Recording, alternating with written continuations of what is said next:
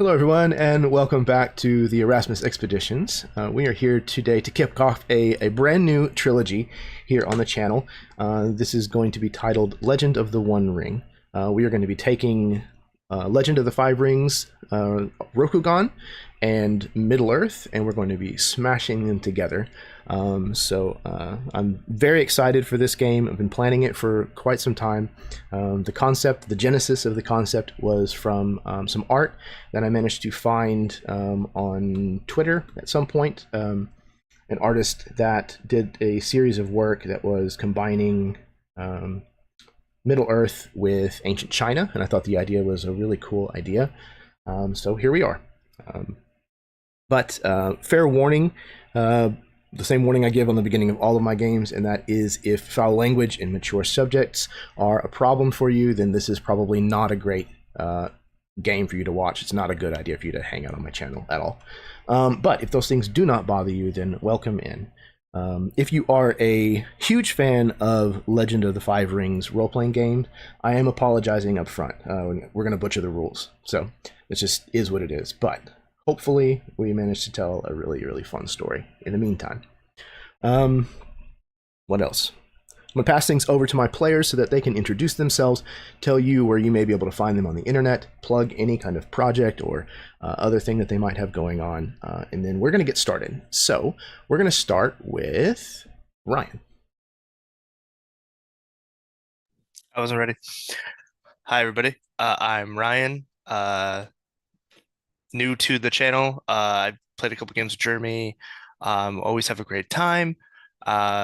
Big fan of TTRPGs, mainly 5e, but getting a little bit into Pathfinder 2.0 right now. I'm a 3D character artist, as trying to be, but we're getting there. I'm excited. I've always liked Japanese history, feudal Japan, all that stuff. And Lord of the Rings as a whole. So the merger of these two properties and settings, I'm really excited for and excited to play with everybody. I don't have anything to plug right now, but I mean, I have an art station. Find me, Ryan Klein. There's an orc on there. He's pretty cool. So that's me. Hell yeah, dude. I'm super excited to have you on the channel. We've played for a little while now in Jake's game, and yeah, you're a lot of fun to play with. And I thought after your King of Angmar, the Witch King of Angmar costume that you made, that was incredible. I figured, if I'm going to run a Lord of the Rings game, I should probably send an invitation to Ryan. Yeah. It's spectacular. So I'm really glad that you said yes, and happy to take this ride with you. All right, speaking of happy to take this ride with, next up we've got Jason. Hello, I am Jason Osorio, and I am so grateful to be back on the channel. Thank you for inviting me to this crazy adventure, Jeremy, and of course, very happy to be playing with these amazing people. Some familiar faces, some faces I'm not so familiar with, but I'm sure we'll get to know each other over the course of this trilogy. I will be playing Guan of the Shuzen family, who is in turn sworn to the Miramotos of the Great Dragon Clan, and I am very excited for this sort of older samurai to prove his worth against potentially unstoppable odds. So again, thank you so much. Very excited for this, and I'll pass it on to the next person. Yeah, man, absolutely. Always happy to have you on, Jason. And I mean, what would it be if we didn't have some kind of like dark, sinister cloud, looming over the entire story of the game that we were playing in? So happy to have you here for this one. Speaking of happy to have you over here, next up we've got Baron. It's a little bumpy. What we got there? It was a stretch, but we'll give it to you. Hey everyone, I'm Baron. I was here on Friday. I'll probably be here next month, and maybe occasionally in the future. Hard to say. Yeah, I mean, I love samurais and I love Lord of the Rings, so I don't I don't know how else I could have weaseled myself in here. So I am going to be playing Ikoma of Hida Clan. We have the crab defend the wall from the from the Shadowlands and the workings of Fu Lang, and god damn, I'm gonna be the best soldier they've ever seen out there. Absolutely, man. Yeah, fun day. Fun day. Yeah, fun day. Friday was really nice. We hadn't gotten the chance to play in a long time, so it was good to get back to banners. And I'm super excited to have you in this game, man. Thank you for coming in last minute, stepping in as a replacement player. You did put the character together quickly, and looking forward to seeing how he plays out. Okay, next up we have Karen. Hello everyone, I'm Karen, also known as Myth and Gears. Where can you find me? Well, here, usually. This is where I hang out. I like this place. I also am on Mini Terrain Domain. On Mondays, we do a Pathfinder game, 7 Dooms for Sandpoint. We just started that one up a few weeks ago. So that's pretty exciting. Today, whenever in the future that you're reading this, I'm going to be playing Satomi Tachibana of the Phoenix Clan. Very excited. I am not going to be the most awesome warrior on the field. I will leave that for we're getting these names straight, people. Ikoma. I'll leave that for him. Yeah, I can't wait to dive into this. It's pretty exciting. I love this kind of stuff, so cannot wait to play. With that, I will pass it back to you, Jeremy. Always a joy to have you on, Karen. I'm looking forward to how this character's sass is represented. Sassy. We'll see, I guess. No, absolutely always a joy. So I am very much looking forward to this. Have been for a long time, so I'm happy that we're finally here. All right, speaking of finally here, last but certainly not least, also new to the channel and also came in at the last minute and created a character in a whirlwind. Thank you very much for doing so again, Craig. Hello, I am Craig. I am new to Jeremy's channel, but I have done some guest spots with Jake over at MTD. And I will be playing the younger brother of Karen's character. His name is Ito. And I'm excited to be in here. I've been trying to get an invitation from Jeremy for a while, so I'm glad it finally happened. So, and that is me, and hopefully you'll dig my character. Absolutely, man. I'm glad that we finally managed to get you into a game.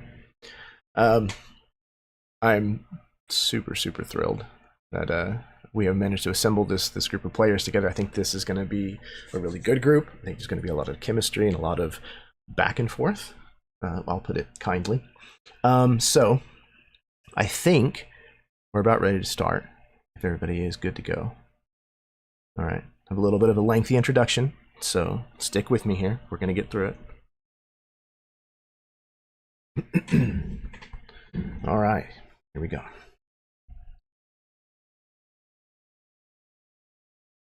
Long ago, before Rokugan became an empire, the glorious city of Hoshijosai stood as the capital of the much smaller kingdom of Ishinotochi. 2 brothers founded the city at the strategic crossing of the Great River and ruled in tandem, each overseeing one side of the riverbank. In its storied history, Hoshijosai has seen much of strife and bloodshed.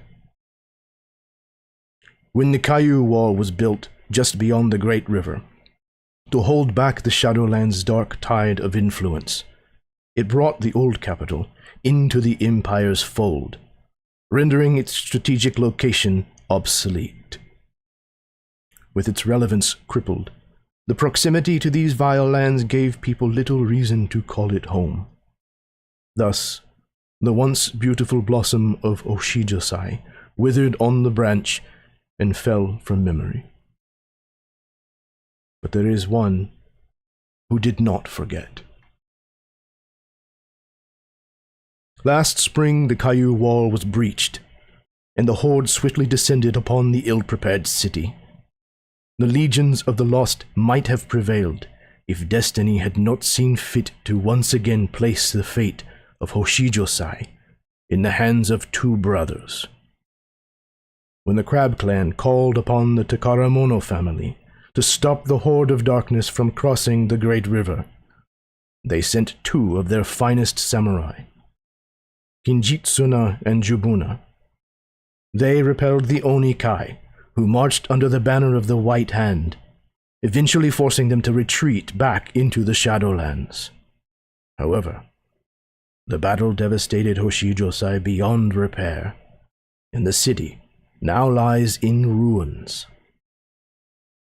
As the cherry blossoms bloom once more, the horde of the Shadowlands has returned to the breach in the Kaiu Wall.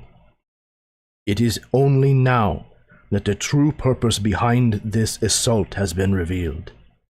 Hidden deep within the royal vaults of Hoshijosai lies one of the 12 black scrolls, ancient devices which form the prison of the dark god Fu Leng. The wall will not hold against this host. The most powerful Shugenja in Rokugan toil now to recover and remove the black scroll. But they are running out of time. It is said that every samurai lives at all times 3 feet from death, the length of a katana blade. Our story is one of honorable death.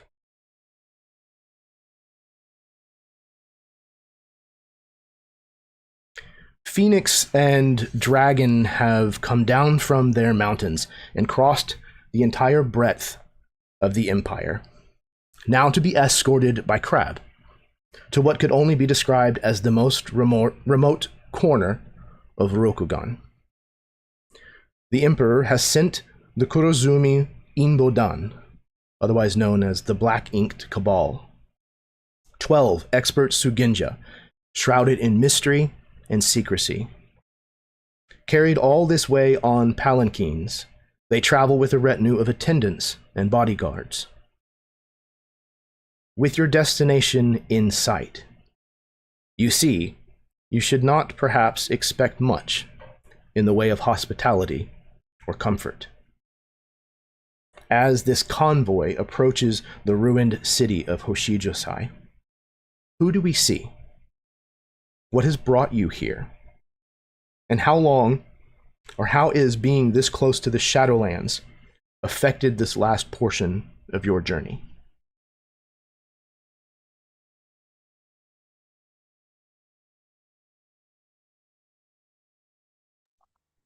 At the head of the column, or at least as close to it as you can possibly get, Ikoma, really like the bread and butter of Crab Clan. He's stocky and tall, well kind of fit into his lacquered armor, emblazoned with the sigil of his family and clan upon it. He has a large tetsubo that rests from the top of his right shoulder down across his back and hanging off, I imagine, the side of a horse, assuming that I have one.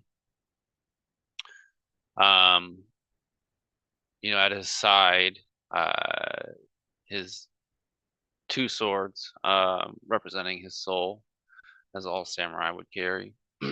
He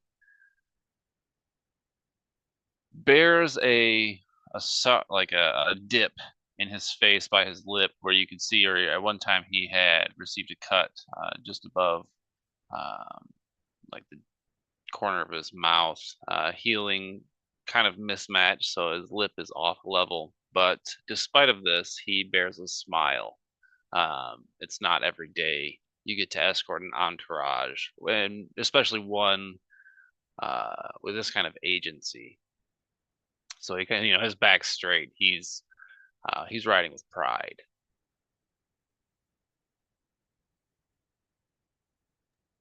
I think at the opposite end of the column at the very back, we see a much older samurai wearing sort of red lacquered Ashigaru armor that it almost makes his head, which is bald on top with a very finely maintained white beard on the face, look like a turtle's head emerging from its shell on this scrawny neck. His face is heavily wrinkled, but his eyes, these brown eyes, are kind but slightly nervous.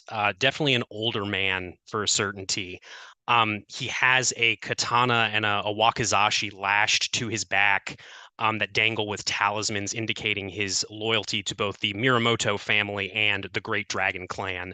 And he's absolutely mounted on a horse. He is a somewhat shorter man, a bit hunched. And he is here on behalf of his lord, one of the sort of patriarchs of the Miramoto family, because the great Guan II of the Shuzen family has a notorious reputation for being famously lucky and famously successful, especially in his younger years, though age has slowed him. It has not entirely dampened his skills. So he was sent out with the Black Inked Cabal and these other representatives from various clans to Hoshijosai. As far as sort of how he's reacting to his proximity to the dread Shadowlands, I think although he often tells stories of how, oh yes, he once braved the Shadowlands and returned without any trace of foul taint, he drank more sake than the great Shuten Doji, a powerful Shadowlands ogre, he is nervous. He is visibly sweating, his face pale. And I think every now and again, he kind of reaches into his armor and he holds what appears to be this sort of silver talisman that hangs around his neck from a simple leather thong. This talisman is shaped like a blacksmith's hammer or a swordsmith's hammer.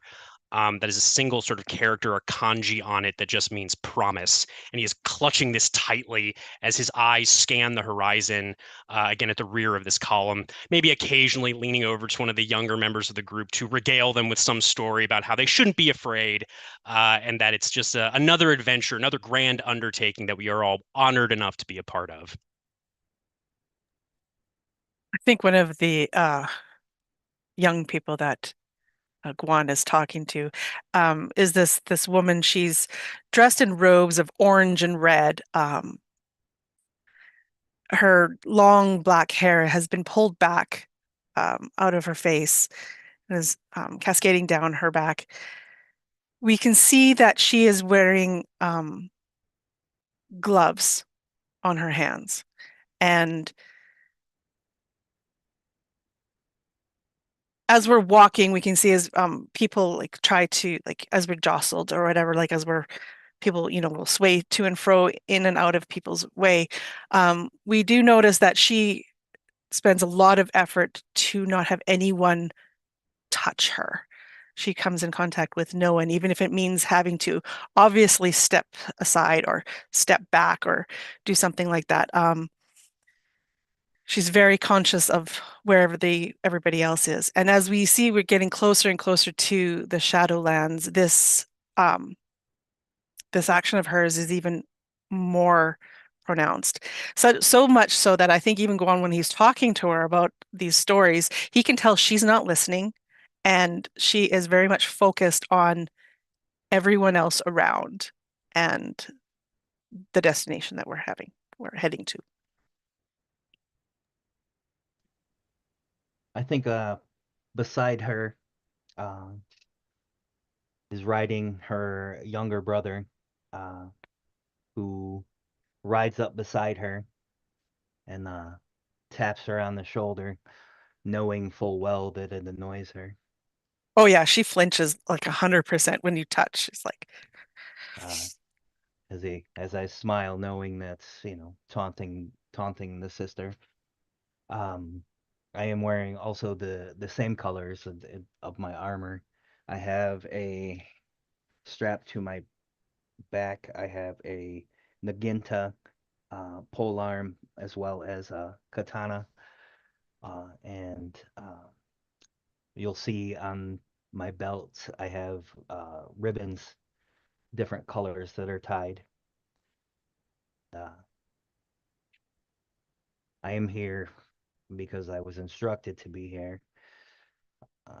Kind of running away from mother's marriage proposals, as well as father's sincere, not sincere, his eye of displeasure, and also being instructed to make sure that his precious daughter comes home.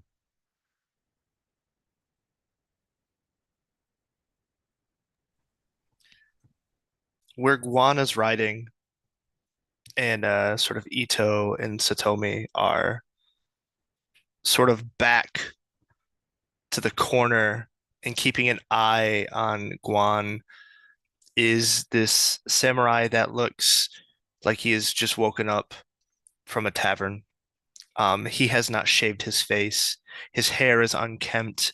It's in not even a night like top knot. It's like just long, just out, almost sort of wild, but not very kept. But his armor, much like the Dragon Clan, um, red and bright. Um, he has, of course, his katana and his wakizashi on his side that are also look to be like well taken care of, much so that almost that you would think that they're unused. Um, he rides his horse, but there's this sullen glare. He's just skinning the horizon. He doesn't care much about the retinue right now. It's as he's looking for any amount of danger, anything that could be a hazard.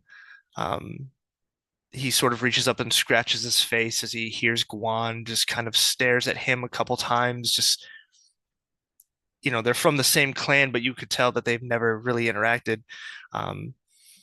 But on his back is another katana wrapped in cloth that he holds on his back.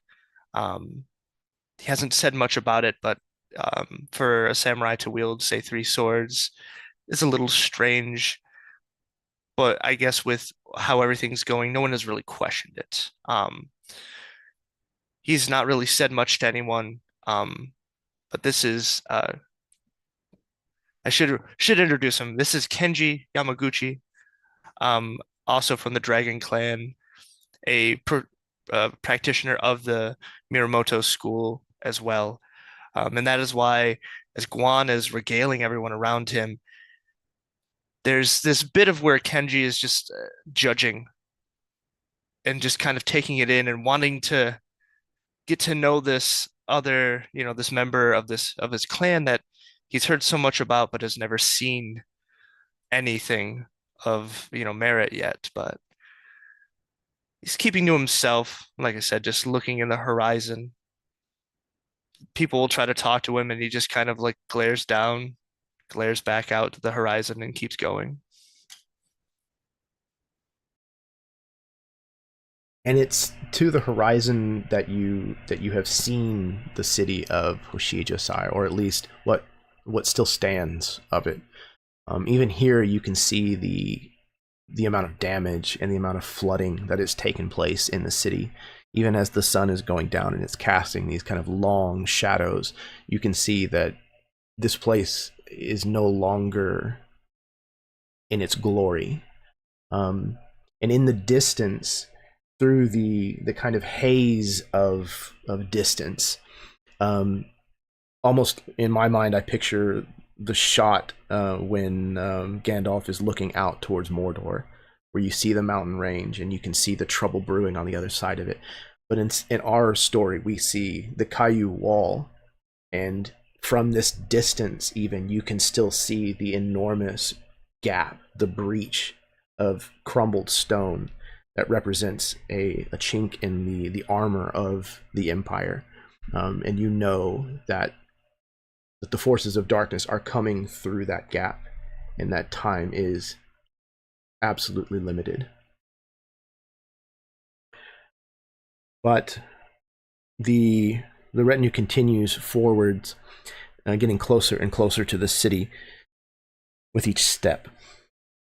At some point, a woman comes over to you, Satomi, This is a woman that you know, somebody that you have been sent to take care of, to watch after.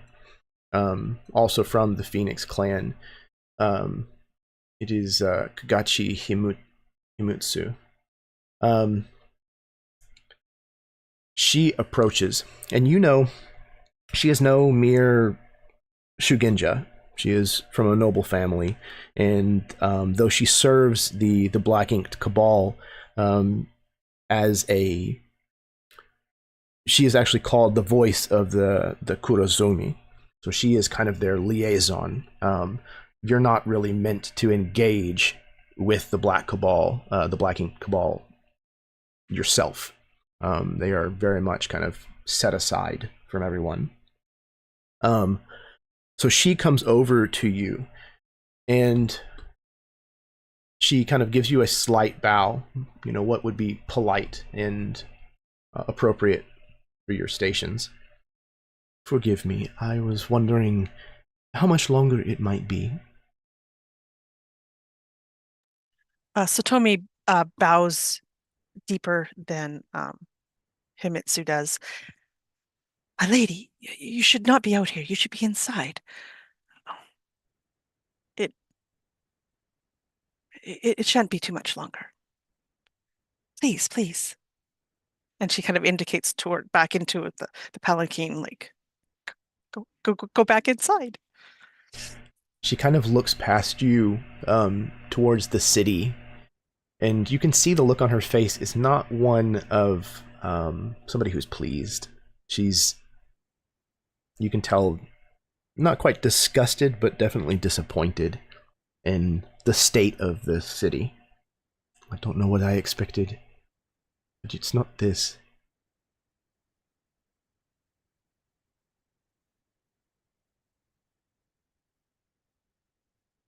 At least part of it still stands. Please, my lady. It's dangerous out here. Agreed. Something here feels amiss. Do you feel it too? There is an involuntary shudder through Satomi's body as she's kind of points that out. Satomi kind of does the bow. Yes, my lady. And you can see that there's worry on her face. It's like, please, if you will return. And she's again gesturing towards the palanquin. She sighs. Yes, of course. And she kind of like removes herself back inside the palanquin fully and shuts the slide. And there's a visible sigh of relief that Satomi releases as her body kind of goes from that tense to slightly less tense as the lady finally, goes back inside where we can protect her. Did the entire sort of did we stop for the lady to come out and talk to Satomi? No.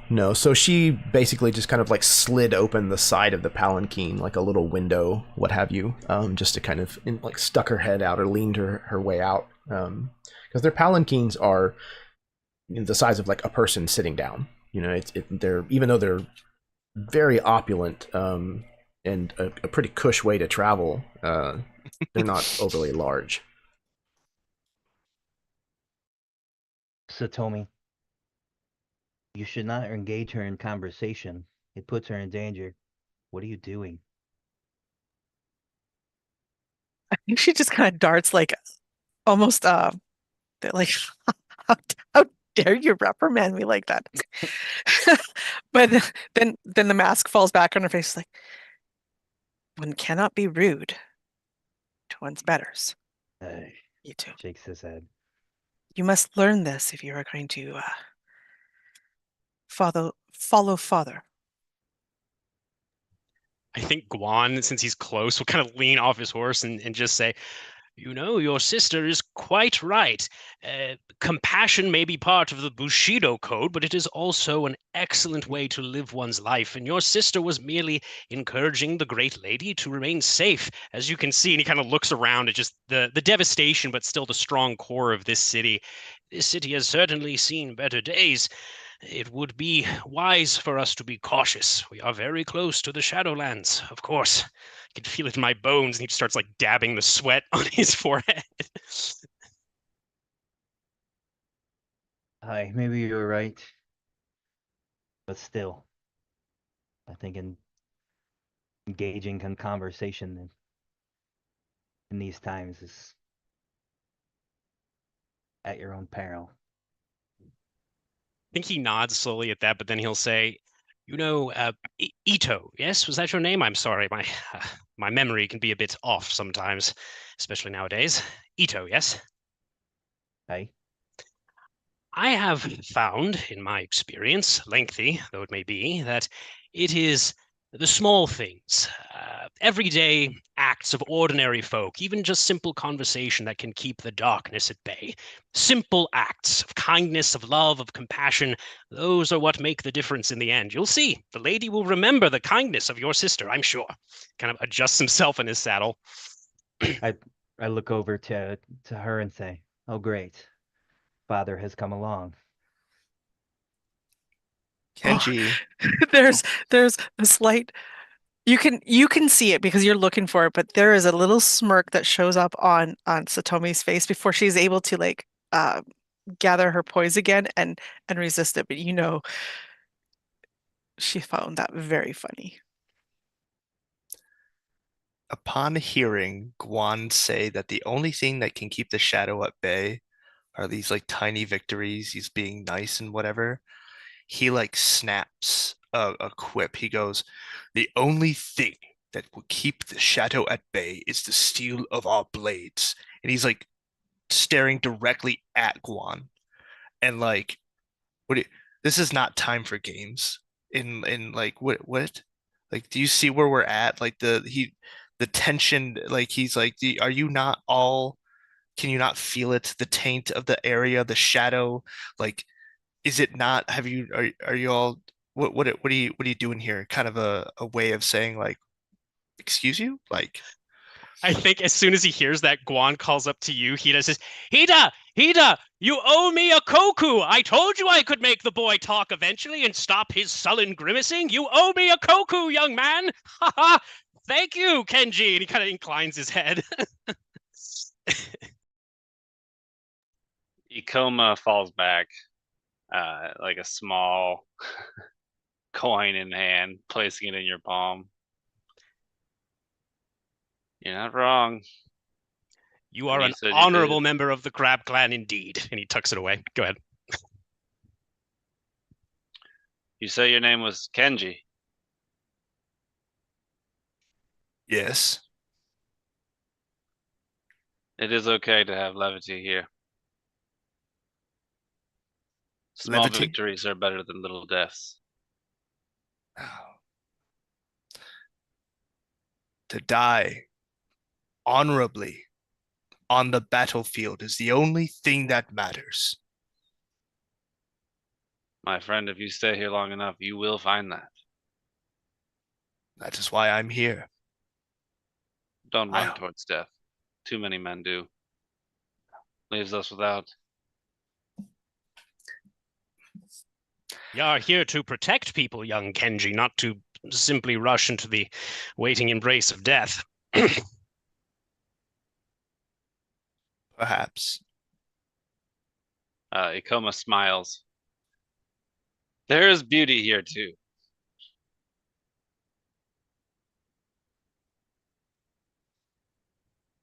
Kenji looks around at the broken state of the city.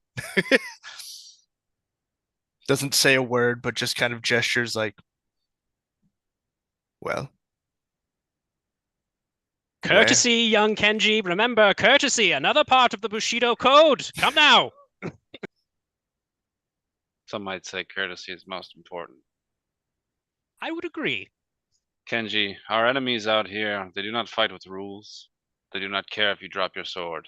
They will kill you. The difference between me and them, we are better and we will prove them as such. Yes. Beautiful. Yes. Of course. We are here on a mission. Sent by our great lords of our clans. And that is why we're here. We are happy to have you. Just kind of nods. Just. I think he'll take his horse and start sort of. Are we in the city proper now? Not yet. Oh, You were kind never of mind reaching the outskirts of it, however. And I think the as the tension of the long journey has started to show its cracks in the different opinions of the way that life should be lived amongst the different clans and the different families that form those clans. As soon as those cracks have started to open a bit, you begin to reach the outskirts of the city, and you find a crab clan samurai waiting for you. The son of a magistrate. It is he is recognized by Hida Ikoma at the very least. This is Takaramono Jubuna. He is wearing the clothes of a samurai, bearing the katana and the wakizashi on his hip, as all do, but he has a utilitarian approach to the way that he is dressed. You can see that a good majority of the ceremonial aspects of what a samurai would be expected to wear have been kind of stripped away. He looks like a man who has spent time in the wild. So he's almost kind of a mix of a Bushido warrior and a woodsman. It's kind of a strange sight for those of you who are unused to seeing him. He kind of sits on his haunches on a top of like a corner of broken stone with a piece of straw kind of like hanging long out of his mouth as he chews it, as if he's waiting, his elbows kind of resting on the tops of his knees casually. And the moment that he sees you, he kind of stands up full, still kind of standing atop this broken pile of stones. And when he recognizes you, Ikoma, he lightly kind of hops down to the ground and slowly makes his way in your direction. How well does Ikoma know Jubuna?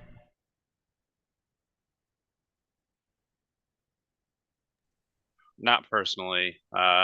Probably as any kind of field officer would admire a superior. Among the men, Jabuna is known for leading from the front, and he has earned the respect of many and the admiration of those who have not served him. I think I've maybe met him in person a handful of times. If anything, I'm surprised that he's walking over to me with this like familiarity. I'm assuming he's probably walking over to talk to Guan. Okay, absolutely. Some of the rest of you may have heard of this individual. It's possible. He is the son of a magistrate of a city that is further inland, not inland, further away from the wall. And he is one of two sons. The Takaramono family have kind of looked after this region for some time as stewards. And Jabuna is the second son of the family. He is, if rumors are to be believed, if you are privy to such gossip, he is not favored by his father. His brother is definitely the heir apparent in all ways that matters. He is also a capable samurai in his own right. But Jabuna is known as being a spare, if you will. He is very unkempt, so anybody who was expecting the son of a magistrate and a samurai might be a little shocked by his appearance and his mannerisms. But he approaches you, Akoma, whether that is surprising or not. And he kind of raises a hand up almost in like, hello. Has the journey been difficult? I think there's like the moment of like Ikoma like Jabuna-san. No. We ran into no troubles. Good. Then they picked their scout well. I do what I can. Who are you? What's your name? I am Ikona of Hida clan. Hida. Hida is a good family. They've stood the wall for generations. Done it well. That's where I plan to serve out my time as well, sir. Perhaps. Well, it's good to have a good crab Tetsubo on our side. He kind of reaches out his hand towards you, almost in, again, kind of like a familiar gesture. I mean, I'll return the favor, grasp his arm or whatever this is. And he shakes his head and kind of gives you a bow of thanks. So, is this your first time in Hoshijosai? No, sir. I've been sent here at least twice. I see. What thoughts, Baron, has your character been having seeing the destruction of Hoshijosai? Which, since you would not have been here since last spring, this is the first time that you've seen it, and you may or may not, well, you probably did hear rumors of it up until now. I think of the city, you know, at first it's that patriotic rage, like how dare the forces of the Dark One befoul this beautiful city with their taint, you know, just this like scripted not propaganda, but like indoctrination in his head. And it evolves into like, that's why I'm here. They've sent me here with a purpose.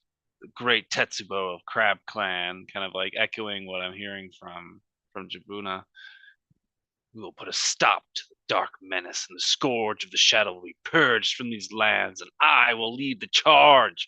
That, you know, and just like these illusions of grandeur in his head, and like almost solidified by Jabuna coming over to me, and this shock that he's talking to me. And so like as soon as there's the end or termination of the conversation, it's like I'm on fucking cloud 9. I've been chosen. I'm the scout that was picked. You know what I'm saying? Absolutely. He kind of quirks an eyebrow as he sees you smiling, in obvious such high spirits, but chooses not to say anything about it. If I can recognize that at all, I will stupidly stop. Like, apparently so. You probably just drop. Whoa.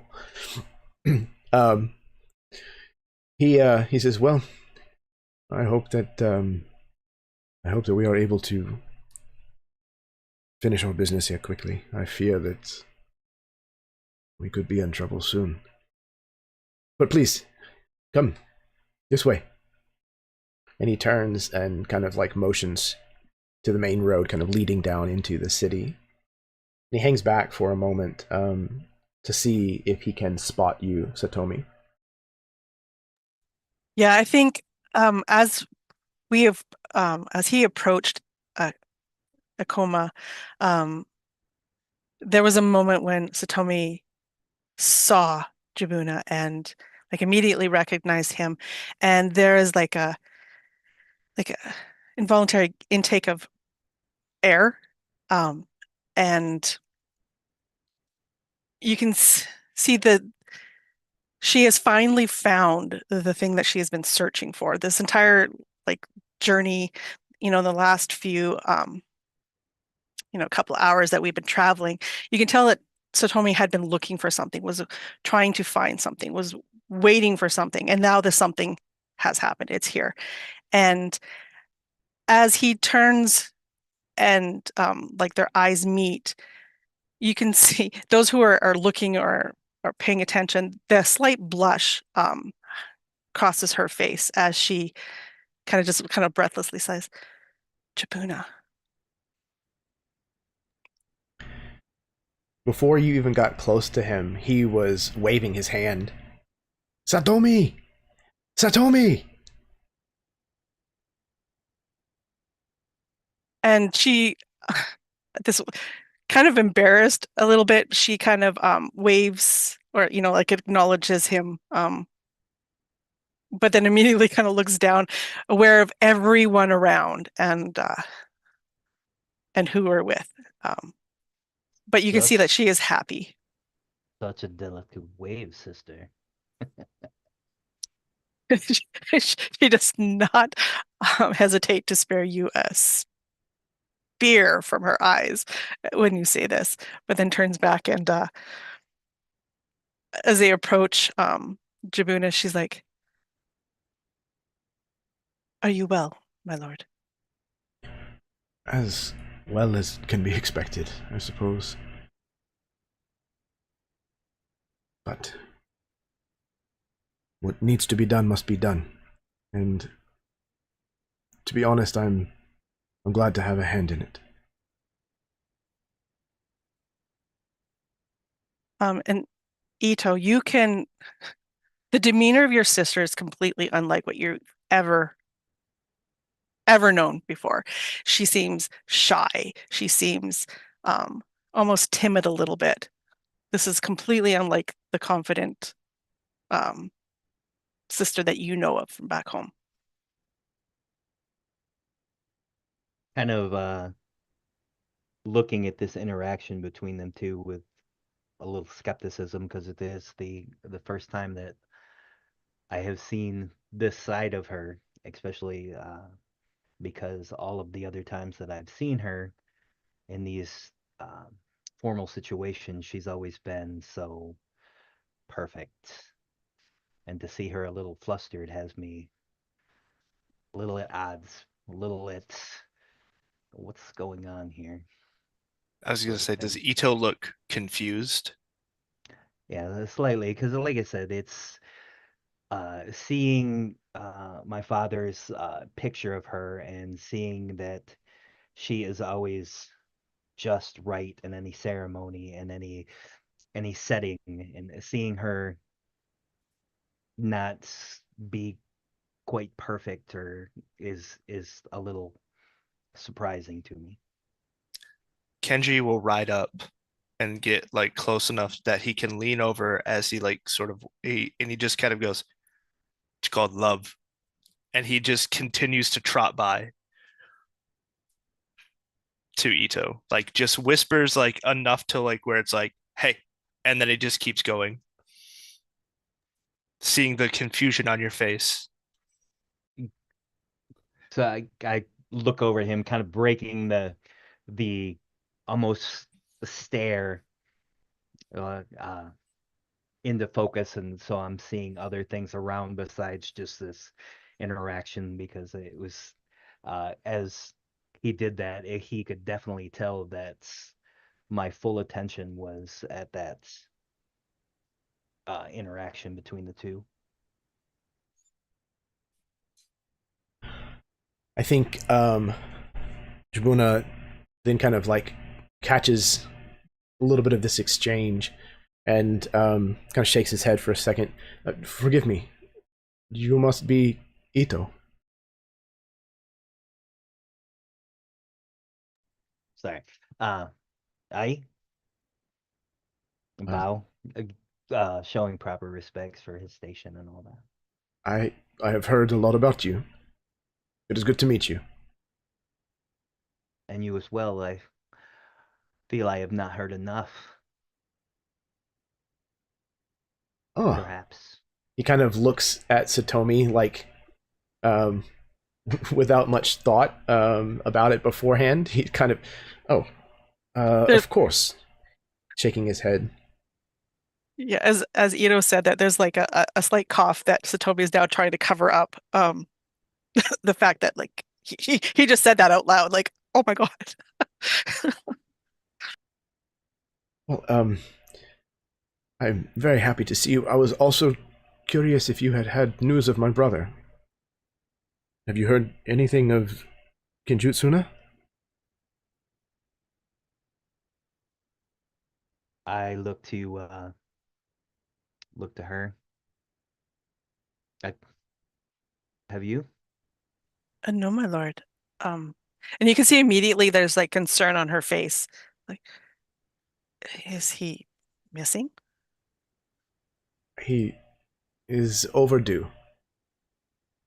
After the battle here last spring, he went to seek the help of the elves in the Crane clan, and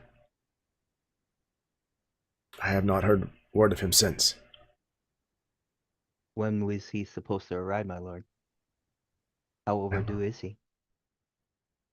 Crane clan is not much further than Phoenix clan, so I would have expected him to be back long before now.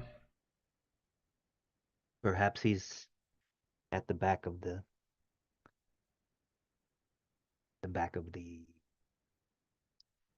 line of soldiers. Perhaps, but I would imagine that you would have seen him. Well, nothing to be done for it now. Please, what hospitality I can offer you here in Hoshijosai is yours for the taking. This way. And he will continue to kind of move off in that direction, somewhat disappointed. Is he Maybe on horseback? hard to tell. No, he's on foot. Okay. I think Satomi would have got down off her horse then at this point, and then and would walk beside him. I Okay. As will he hits. follow behind, staying on my horse. Okay, absolutely. I think Guan will actually get off his horse very stiffly, and he's gonna, because he knows that Satomi, I think he's been watching this the whole time with just this big smile on his face. This is so entertaining to him in so many different ways. He'll slide off his horse, kind of stretch, and then he'll take the reins of Satomi's horse, and he'll just walk both his horse and her horse as he follows the others. I wonder if we'll be able to get some tea. I'm rather thirsty. Yeah, my Ito did not even slightly give her horse any attention whatsoever as he started to follow, so good call.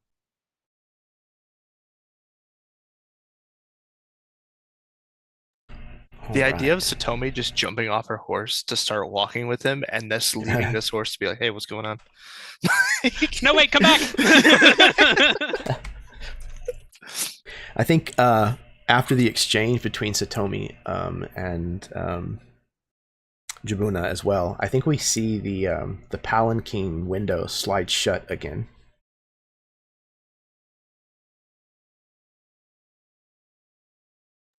Okay. You ride on into Hoshijosai. It seems like the plan is that Hoshijosai Palace is going to be where the Black Inked Cabal is going to establish their base of operations. You know that the only thing you know that of their mission is that they are here to remove one of the 12 black scrolls that they have come here to extract from somewhere within the palace. You have also been strictly instructed that once they begin their rituals, that they are not to be disturbed at all. It is, the whole thing has this, it reeks of like Shugenja magic and like dark secrecy. It's very closely guarded. Most of you in the retinue, in the convoy that have just arrived, have not really even spotted any of the members of the Black Inked Cabal kind of moving around. And if you have, they wear wide-brimmed dark hats and masks over their faces, and have their bodies covered in cloaks made of feathers that are completely black. They are very, again, kind of a witchy vibe. They're very kind of dark and mysterious. Their attendants are going to remain in the palace grounds, just in case that they are needed for anything. But the Crab Clan militia that remains have all established a base camp in the military training grounds in the barracks of the city. What still stands of those. You know that because the sun is going down, the moon is beginning to rise already. Tomorrow will be when you begin your task of attempting to bolster this city's remaining defenses, so that they can possibly stand against the horde of darkness that is coming. But as the moon climbs, where are you all deciding to make your camp? That's what I would like to know. I can give you the zones of the city if you would like. Yeah, I think that's a good idea. Okay. Is the idea that we would all try to stay together? Is that kind of That is the up to general you. plan? Okay. I'm going to switch over here. Ooh. So this will be our representation of the city of Hoshijosai for the majority of the game. So I think I have the battle zones. Yes. Okay. So the dark shaded side is the half of the city that is lost. It is the other side of the riverbank. It is not fucked with anymore. There are rumors that it is haunted, and people don't like going there. It seems uncomfortable. The blue is the river itself, in kind of its banks.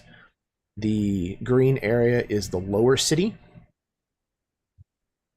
The yellow is the mercantile district. The red is the upper city. The orange is the military buffer. And then the purple is the palatial grounds. So, we don't have to do this part via roleplay. Yeah, we can. Sorry, go ahead. I was going to say, where did Kagachi Himitsu and her entourage go? Where did... So they're going to be on the palatial grounds. They'll be in the palace and the surrounding outbuildings from that. So in the purple area. So Satomi would like to be as close to that. If I can be in the palatial grounds, that'd be lovely, because I'm here to protect her. And I want to be by Jibuna, but we're not going to tell him to do that. So that's where I will be staying, somewhere within sight, probably outside her her room, or in an adjoining one, or however it will. But I'm here to make sure she's fine. So that's where I will be. Absolutely. Yeah, the militia is camped in the orange section, kind of outside the gate, kind of on the left there, in more or less kind of in that area. So that's where Jibuna would be. He doesn't stay in the palace, but you can absolutely find a place to be with the retinue kind of at the palace. If we ourselves are supposed to be, like, the mission is to extract the scroll by protecting the palace, protecting the cabal, making sure that their mission happens, right? Right. Yeah. Their directive is to extract the scroll. Your directive is to make sure they have time to do so. Then I think Kenji would want to be where the militia is. Any amount of just soldiers, in the fact that that is where the bulk of the defense would be, is where you have all of your militia. I mean, I imagine that we will need to man sort of the walls and stuff around the river, but I think for the first night, he's definitely going to want to get a feel for who he's working with, what exactly is going on, as far as not what he's gotten himself into, but just better to be prepared for the coming days than trying to like say be amongst the people of the city that haven't left yet or anything like that. So I think to the contrary, again, Guan is going to go to the lower city, actually. And I think he's going to explicitly try to get a better idea of sort of how the few remaining common folk in the lower city are taking this. You know, the fact that the city was just relatively recently attacked. I think if he can, he wants to sort of start, again, telling his stories, you know, drinking their cheap, terrible sake, trying to inspire them, even just like planting the seeds of like, hey, don't give up yet. You know what I mean? There's still a chance of this. I do think there's like occasional moments, maybe like in the lull between talking with people, where he is just nervously glancing towards the river and kind of clutching that silver swordsmith's hammer talisman around his neck. But I think he'll actually stay in the lower city this first night. Probably he'll end his night closer, like more towards the inner part of the city, not like right by the river, but he'll definitely spend time amongst the people as the moon rises. Okay, one thing to clarify. The city itself is pretty much abandoned. Okay. So there's not really much of a populace that remains. Okay. So who's in the lower city? There's lots of soldiers and militiamen that are still around, so that might be kind of like who you're hanging out with. But for the most part, people don't really stay out in the city much. Okay. So again, imagine kind of Osgiliath with Faramir and his dudes kind of roaming around. It's almost just a completely empty city at this point. Okay. Like a ghost town. Gotcha. Then yeah, I guess he will end up going to where the militia and the soldiers are and basically doing the same thing. You know what I mean? Just kind of again sharing stories and trying to kind of check what the general mood is, trying to do what he can to lift it up as much as possible. And again, like these are Crab Clan militiamen. Not all of them are samurai. A good portion of them are not. They're peasants who have taken up arms. They're, even you see several that you're fairly certain are likely bandits that have just like joined this fight. And it doesn't seem to make a lot of difference. There's not a ton of people standing on the class system here. Jabuna seems to be respected as a leader, but he behaves almost more like a peer, which may or may not be something that Guan admires. It's not necessarily a culturally appropriate thing to do, but it is what it is. Yeah, I think given kind of the unique circumstances surrounding all this, I don't think he minds too terribly much. I think honestly, it's probably a relief to not have to have that mask up all the time. He's just able to sort of be himself and engage with these men on kind of a personal level. Yeah, I think that's what he'll spend the night doing. Perfect. And as far as the mood goes, you can tell that there's definitely something that weighs on the majority of these soldiers' mind. Again, you can feel it too. Being this close to the Kaiu Wall, you can feel the shadow here. But they seem, like Ikoma said earlier, they seem capable of finding levity despite that. As samurai, I believe all of us outside of Satomi are all samurai of our clan. These crab militiamen, things like that, these sort of townsfolk, bandits even, do they look at us with like in like almost awe as we come into town with this Palatine? Is it like, are they like, oh shit, like things have escalated, like what's going on? Would they be in the know of everything? No, they don't seem to know exactly what's happening. They just know that the thing that they were told to expect has begun. Like it's been kind of waiting up to this point, and now all of a sudden people from way outside of the norm for them have now come here with all of this pomp and circumstance, and something's happening now. So now this ball is finally rolling. So there definitely is an uptick in their energy and them paying attention to you, but they don't regard you with awe, I wouldn't say. It's more of just maybe a curiosity.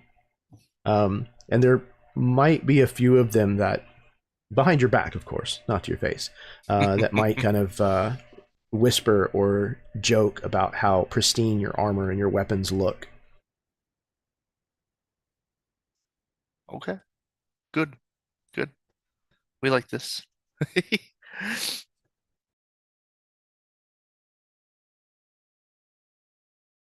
Okay. So it sounds like for the most part, Satomi will be in the palace grounds, and the rest of you will be in the orange with the militiamen. I imagine I'm put right into rounds. I've been Yeah, here before. I probably. wouldn't be surprised if they're like, all right, Yakoma, you know, like everything's down. We got your route.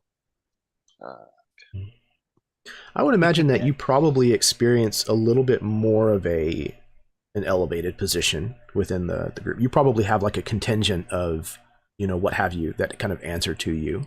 And we'll settle what that is later, whether they're, you know, archers or, you know, pikemen or infantry or whatnot. Sure. He does heroes. Nice. Yeah, I think Oh, I'm Ito. by no means the head of my clan. I am just a lowly lowly member of my house trying to win, not even win, earn glory and reputation through my Mm-hmm. I think Ito deeds. longs to be Separate. out with the soldiers in that camaraderie of the upcoming battle and all of that, as he's becoming excited for it. But he also hears the voice of his father identifying that basically he's not to come home without his sister. So he's going to make sure that he is somewhere near, well, trying not to be at the same time. Okay. Perfect. So then it sounds like maybe you are also on the palatial grounds. So the phoenix stay in the palace. The crab and the dragon head to slum it out in the dirt of the militia camp. I like it. Okay.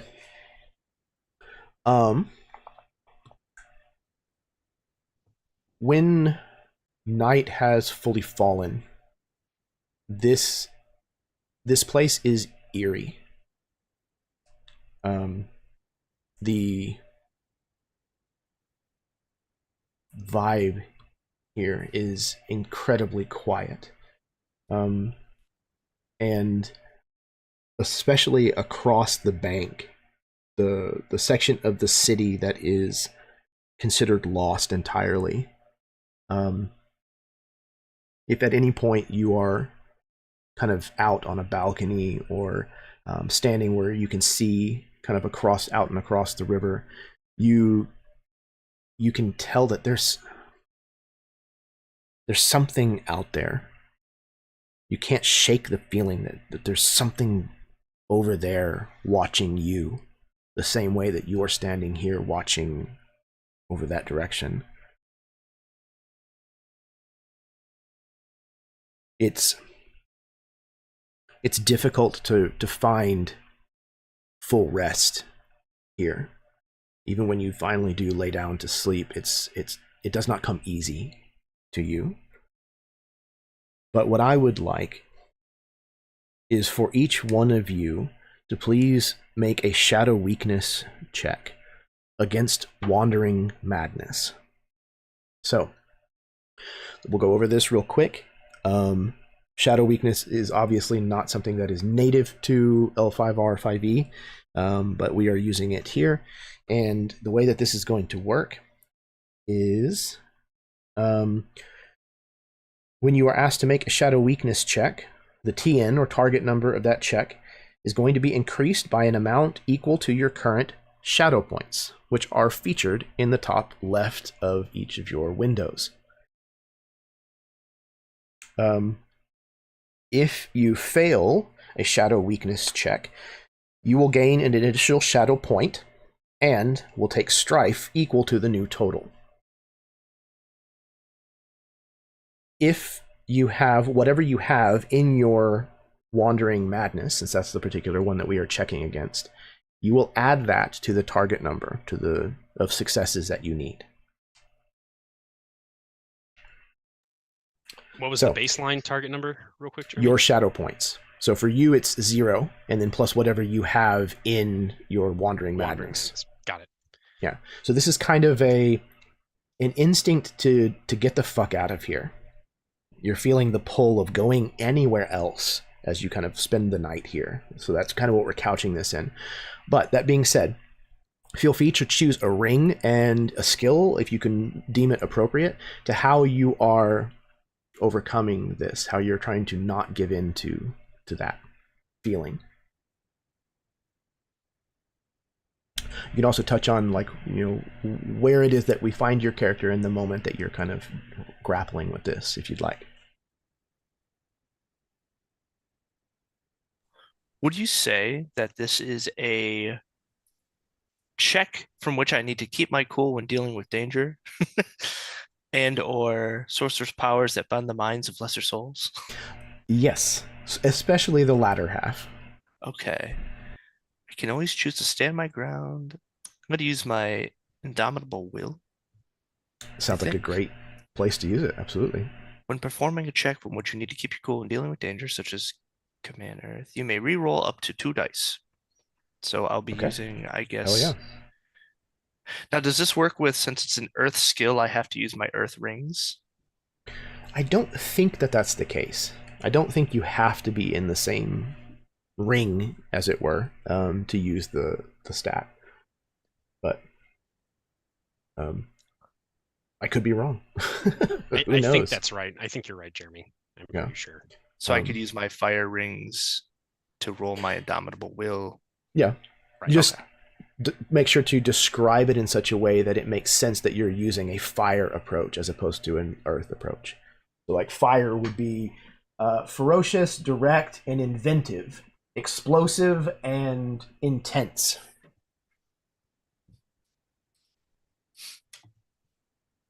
Do we have for the different rings and like the sort of emotions per each ring? That's in the rule book. Is there a good page for that?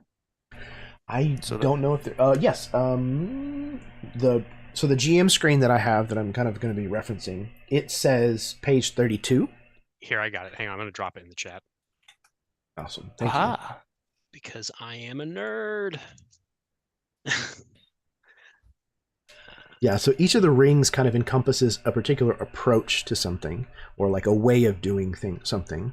Kind of a mentality or a physicality that goes into the way that you're doing any given thing.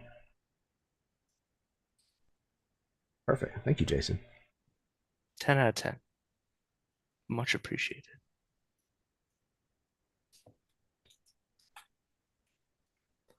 Anybody have any ideas? I do, unless someone else would like to go first or second or whoever. You go first so I can see how you do it. Okay, sure. Sure. Good call. So I rolled 3 successes and 2 strife. So I will add 2 strife to this, but I'm going to go with my earth stance and make a meditation check. So I think what we see is Guan. I do think, even though, again, like you said, it's largely abandoned in the lower city, I do think because Wandering Madness is one of his shadow weaknesses that is higher, I do think there is something about, like you said, that feeling of being watched that just pulls him. He doesn't want to go. I think his fear of dying, of feeling kind of the icy breath of death on the back of his neck is so heightened in this situation as he walks through this desolated part of the city. And I think maybe just a little shaft of moonlight catches that silver swordsmith's hammer talisman that hangs around his neck from a leather thong, and he stops. I think he looks around, he finds maybe an old rundown shack that was just abandoned, maybe even burned during the last attack. He goes inside, and I think he takes off the talisman, puts it in front of him, it crosses his legs, and he stares at the kanji, the character etched into it that means promise, and he just says, "Oh, Kanayago Kami, I beg of you to put steel in my spine so that I may see you again. May I survive this fight. May I survive this night. And he just meditates and focuses on this memory that to him is crystal clear of meeting this ethereal being. It's not just some story. It's someone he knows, someone he conversed with in a grand celestial forge in what may have been a dream, but he feels in his bones was no dream, as the power of the earth flows through him and just kind of centers him and focuses him in this moment. And he is able to, after a few moments, just rise, clutching that talisman tight, almost to the point that it cuts his hand, and he's going to turn on his heel and walk back to where the militia are garrisoned. Perfect. And out of curiosity, what is your Wandering Madness ranked at? 2. 2. So 3 successes is above and beyond. Excellent. Correct. To So, go yeah. even further beyond. So I roll Fantastic. 4 dice, right? It depends on your ring plus whatever skill that you're going to use. What ring are you using? I'm gonna use fire. Okay. How many rings do you have or how many dice do you have in your fire ring? 4. Then yes. And then are you using a skill to go with it? Just the using Indomitable Will to reroll. Okay, so I think that's like an advantage that you can use. So it's in addition to. And that'll happen like after you make your roll. Okay. So I'm gonna roll 4 black dice. Okay, cool. Correct. Do you have a skill that you want to pair with it or no? Oh, I get what you're saying. One of that would generate the white D12s. I don't have a list of the skills in front of me, I don't think. But I think that I would use meditation. Like meditation as well. Okay, you have 1 in there. I have 1 in there. So Okay. So you'll have 4 black dice, Mhm. 1 white die, and Okay. you're going to roll those together. You have the option to re-roll 2 of them because of your Indomitable Will. Okay. You can keep a number of your dice up to the ring that you used to make the roll. So you can keep up to 4 of your dice. Ooh. And Okay. you get to decide. If you get the one that is the spiral, I'm sorry, the one that has 3, that's a critical success. It means you get to roll again. Okay. That one. That's critical success. If you get the flowering one, it looks like that's an opportunity, I think it's called. What is and just a circle? That is a success. Okay. So I got circle, blank, circle, circle with a little fire in it, and Which is a blank. strife. Yeah, so you decide which ones that you want to keep of those. You get to, like I said, you get 4. You can choose to reroll 2 of them if you'd like. I think I'll keep the 3 for now. I'll keep the 3 successes with the 1 strife, and I'll reroll the skill die. Let me make sure that I'm rerolling the skill dice. I apologize. No, you're all good. We're walking through the fire together. Check dealings command. You may reroll up to 2 dice. So it's just straight up. Give checks orders under pressure on meditation. Oh, it says earth check. Wait, no. Such as a command earth check to give orders under pressure or a meditation earth check to resist fear. Performing a check.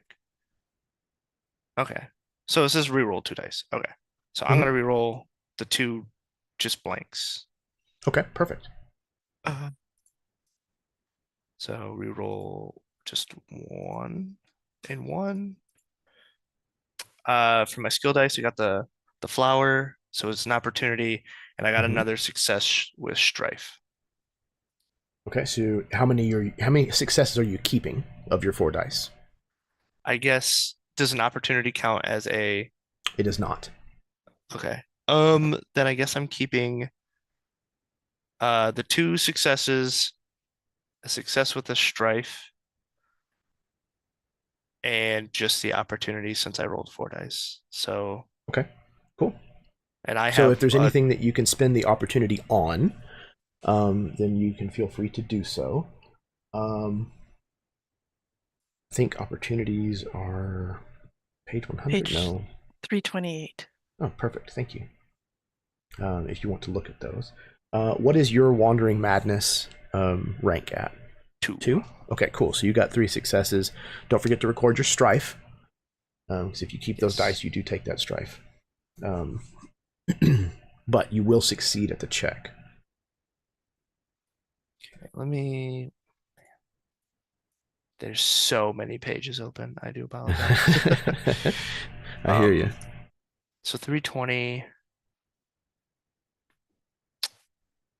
That's NPCs. Hold on. Oh, it's 320 of... No? Oh, the rule book? 328 of the rule book. My bad. And usually the PDF, I think, is like a page off. Mm-hmm.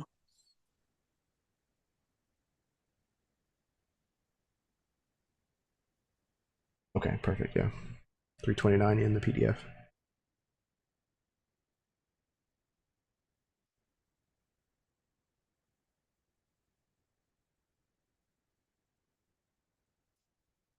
Oh, so general example, I can use the opportunity to remove 1 strife you gained from the check per Yeah, opportunity spent this way.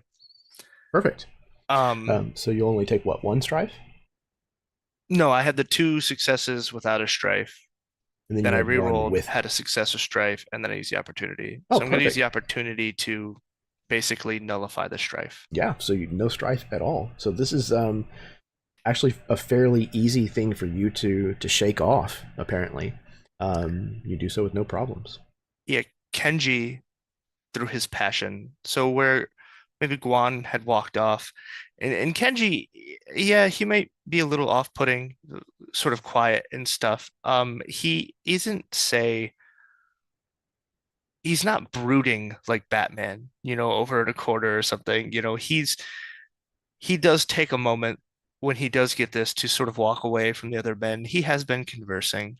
He's just been more, he picks his words and stuff, but when he gets this feeling, he does walk away sort of from the fire, and he kind of like looks out into the shadow, and he just he whispers a name under his breath, and there's just this fire in his eyes that he can't, through his own like force of will, if you will, like nothing is going to deter him from this path, this passion in his heart that he is going to do this.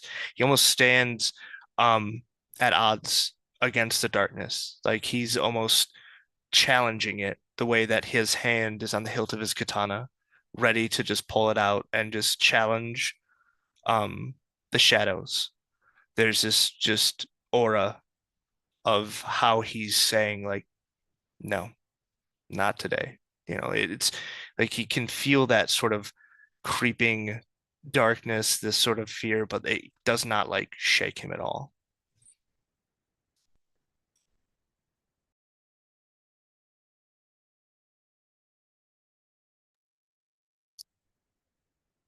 So I can go next if you want. Okay. I've checked all of my adversities. None of them matter for this one, so that's a good thing. My TN is going to be 4 because I got the 2 here. Yeah. Yep. And the 2. So this is going to be fun.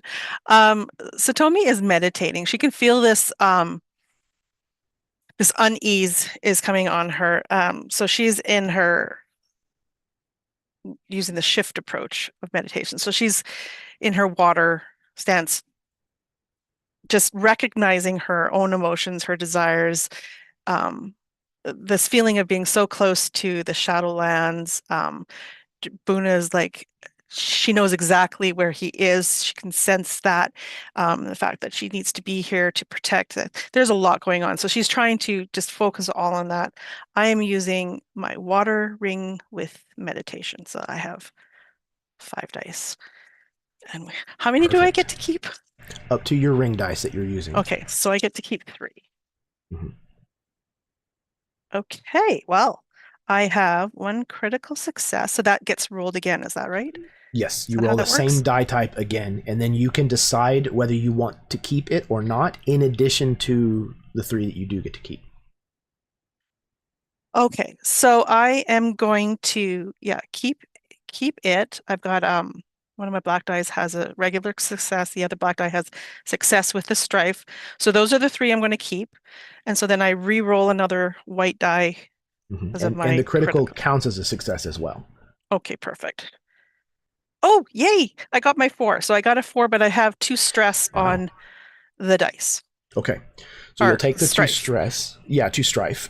But you manage to just keep it contained. That feeling of wanting to run away, to get out of here. But you manage to suppress it. So what does that look like?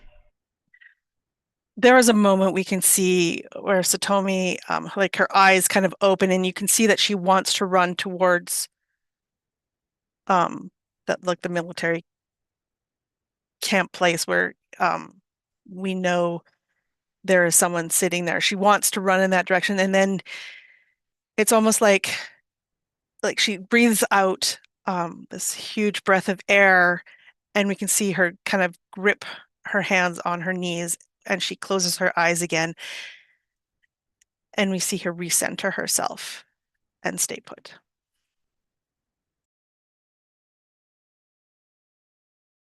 Excellent. So that just leaves Ikoma and Ito. I'll go. I'll go. I think, like I said, I'm kind of like swept up into my business as soon as I get here. I'm sure I'm given a bit of reprieve, maybe some time to eat, maybe bathe, but I am in charge of some sort of regiment, and so I feel this desire to leave. And it's kind of one of those things that Crab Clan, we live in that perpetual state. And so, like, where some would flinch at the kind of like chill that runs down his spine, maybe even like the men around him, they all kind of like shrink when it hits. But yeah, Ikoma stands tall. And I mean, through reason and resolve, I must command my men. So I rolled. Well, first off, my TN would be 2 because my wander curse or Wandering whatever Madness, is 1. yep. Oh, okay. So it's just 1 then. Well, then I have 1. Oh, correct. Yes, sorry. Thank you. I rolled. Originally, it would have been 3 and 3 because I did Earth, Ring, and Command, which I had 3 ranks in. Ah, perfect. Okay. I got 3. What is this? 3 opportunities, 1 explosive success, 2 strife. So with the explosive success, I rolled another and got a second success. So 1 critical success, 1 normal success, 2 strife, 2 opportunities. So of all of those dice, you choose to keep a number of dice equal to your Earth Ring, since that's what you used to make the roll. You said you had 3? Yep. Okay, so you choose which of those 3 that you want to keep, not including the critical, because you can choose independently of whether to keep that one or not. Gotcha. Well, I mean, I have to get 2 successes. I'm definitely going to take the success, critical success with a strife, and opportunity. Okay. So is there a way that you want to spend your opportunity? You want to do a similar thing to what Ryan chose to do to diminish the strife? Yeah, might as well. Okay. So then it's just 2 successes. Yeah? Yeah. Perfect. That's exactly what you needed. Again, your adherence to the fact that you're here to command, that you're here to lead, you have that duty that you have kind of sworn yourself to, is enough to suppress your desire to give in. What does it look like? There is no perceptible change in my behavior, and that is what it is I'm unfazed. Stone of the earth. Perfect. Yeah, it is very crab plan. On point. All right, Ito. Okay. What you thinking? Well, I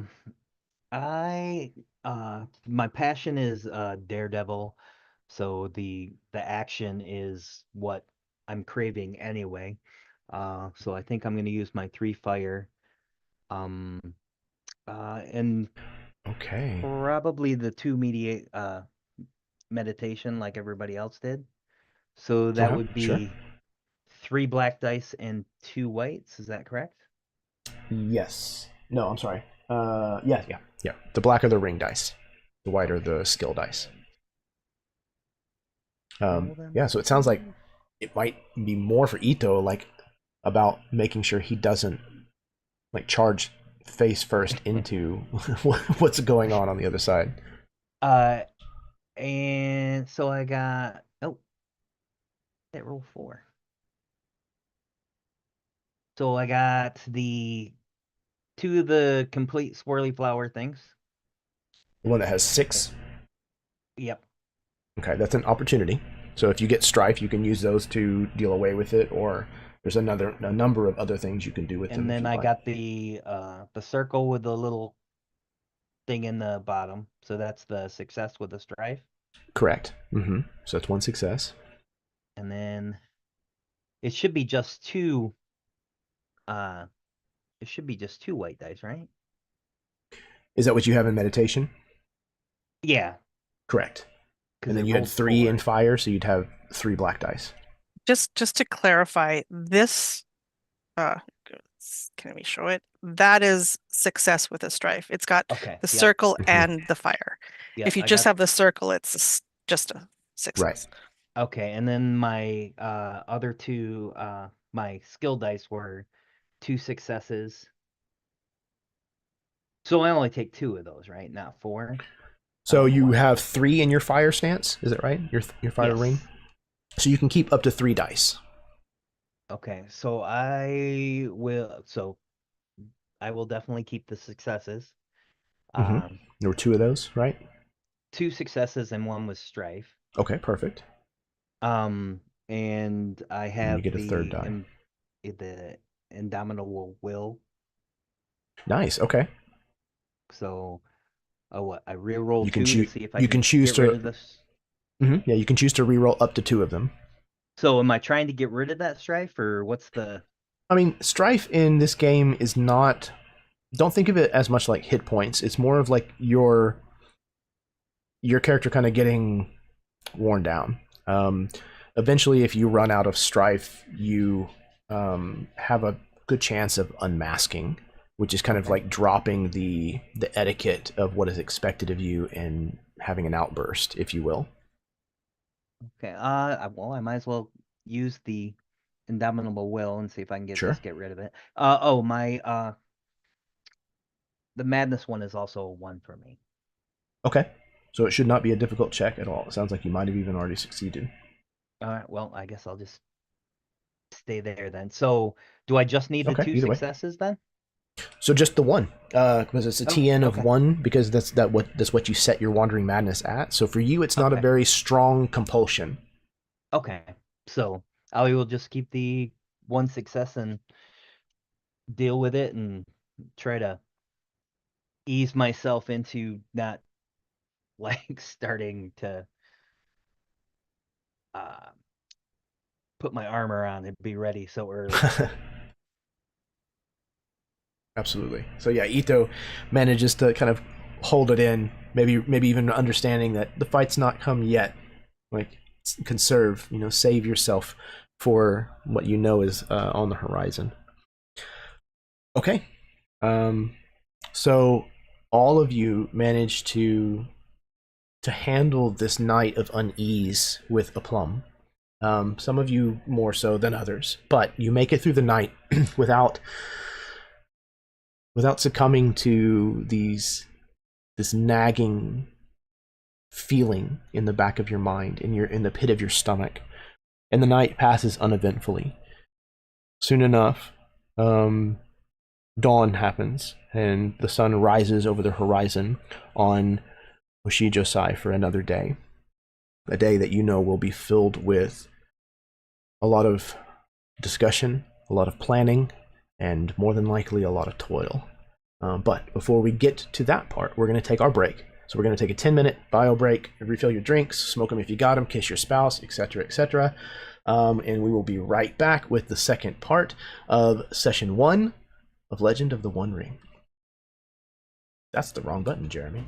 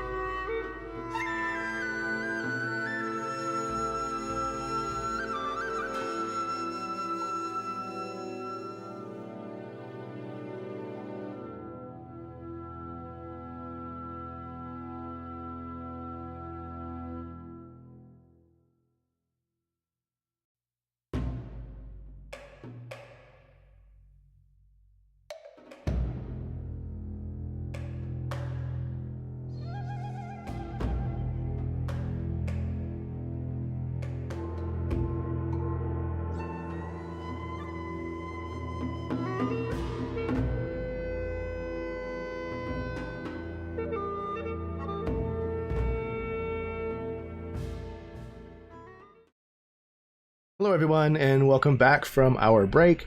This is the very first session of a brand new trilogy here on the channel called Legend of the One Ring, where we mash up Legend of the Five Rings with Middle-earth, for better or worse. But here we are.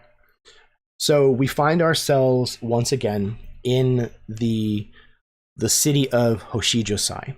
And as the sun comes up on the city, we can see again its bones, essentially. It is a corpse of a city. Broken, fires still smolder. Its devastation wrought on a scale that many of you have probably never seen in your lives before. And we rejoin the group of you as this new day begins, knowing that today is the day when the task at hand fully begins. You have all come here to buy time, to make sure that the black-inked cabal is able to extract one of the 12 black scrolls before it's too late, before the city is completely overrun by the forces of darkness. So, as the morning dawns, before we get to what I'm calling the analysis phase of this defense, what are your characters getting up to in the morning? What are they doing, or the conversations that they're having?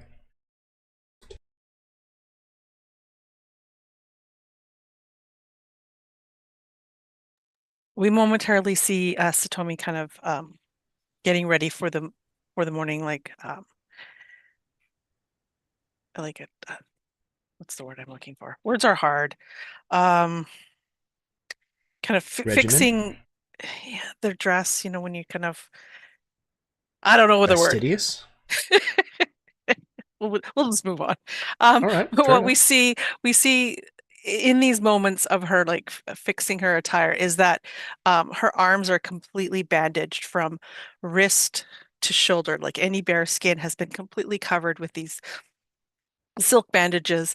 And the last thing that happens before she heads out of her room is to put on these gloves over her hands.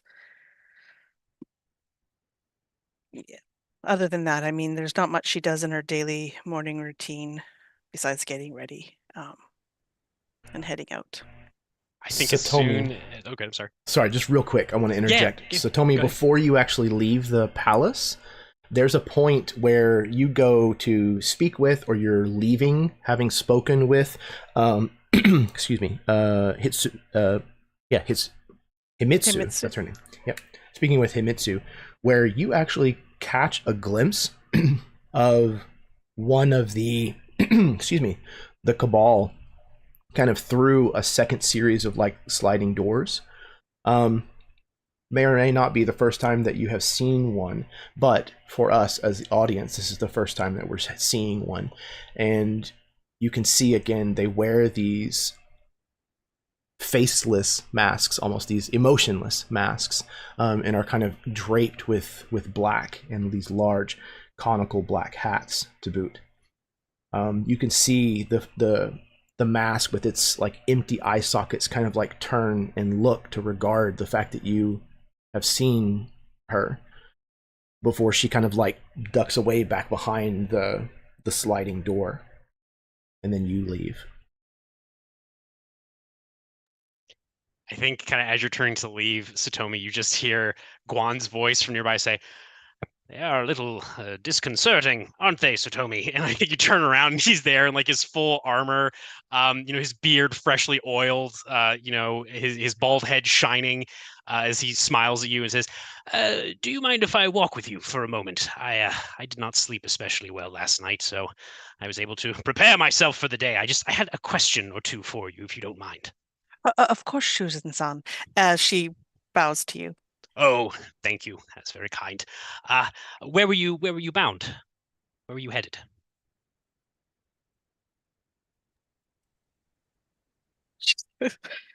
Speechless. She's heading towards I I'm know. with My you. presence can be very awe-inspiring. I understand.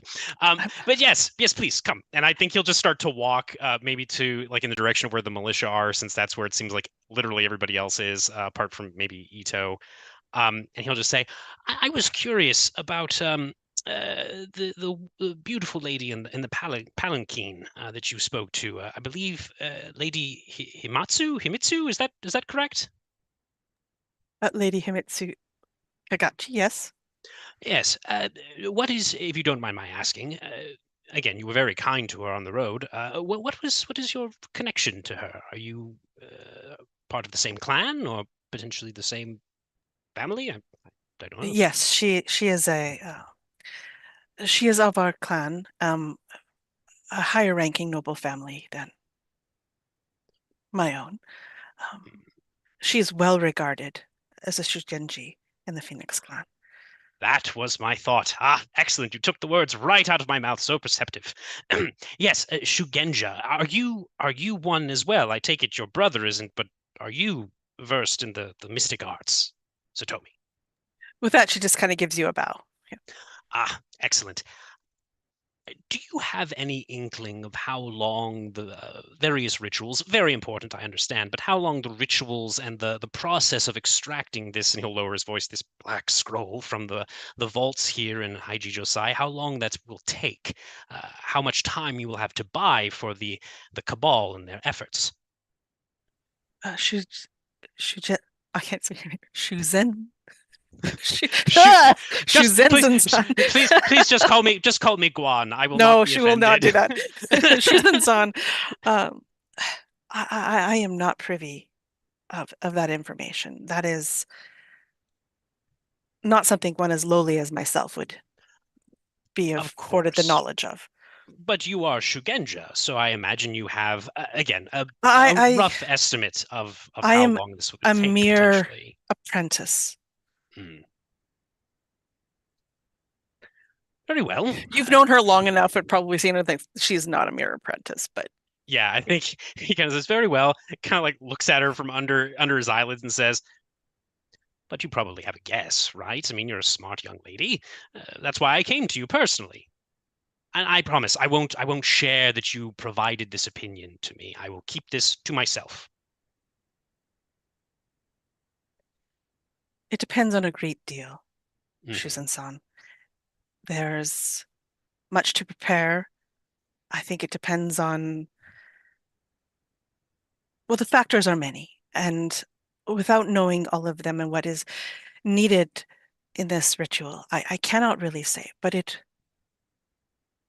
I'm assuming from the fact that we are all here and have been tasked with this, and no small amount of preparation has been happening here, that it will be quite some time. So we are talking days potentially, not mere hours. Perhaps even longer. Oh dear. Steel That is a long yourself, time. sir. Yes, we should all steel ourselves. Well, is your brother, is he here or is he with the militiamen? Do you know? Do you know where he laid his head last night? And I thought this was almost like a little bit of a, oh, I kind of forgot all about him, in my head. And so she's like, huh. Well, I'm sure he's around here somewhere. I am. Oh, goodness. She just turns and gives him a little head nod, like, hey, bro.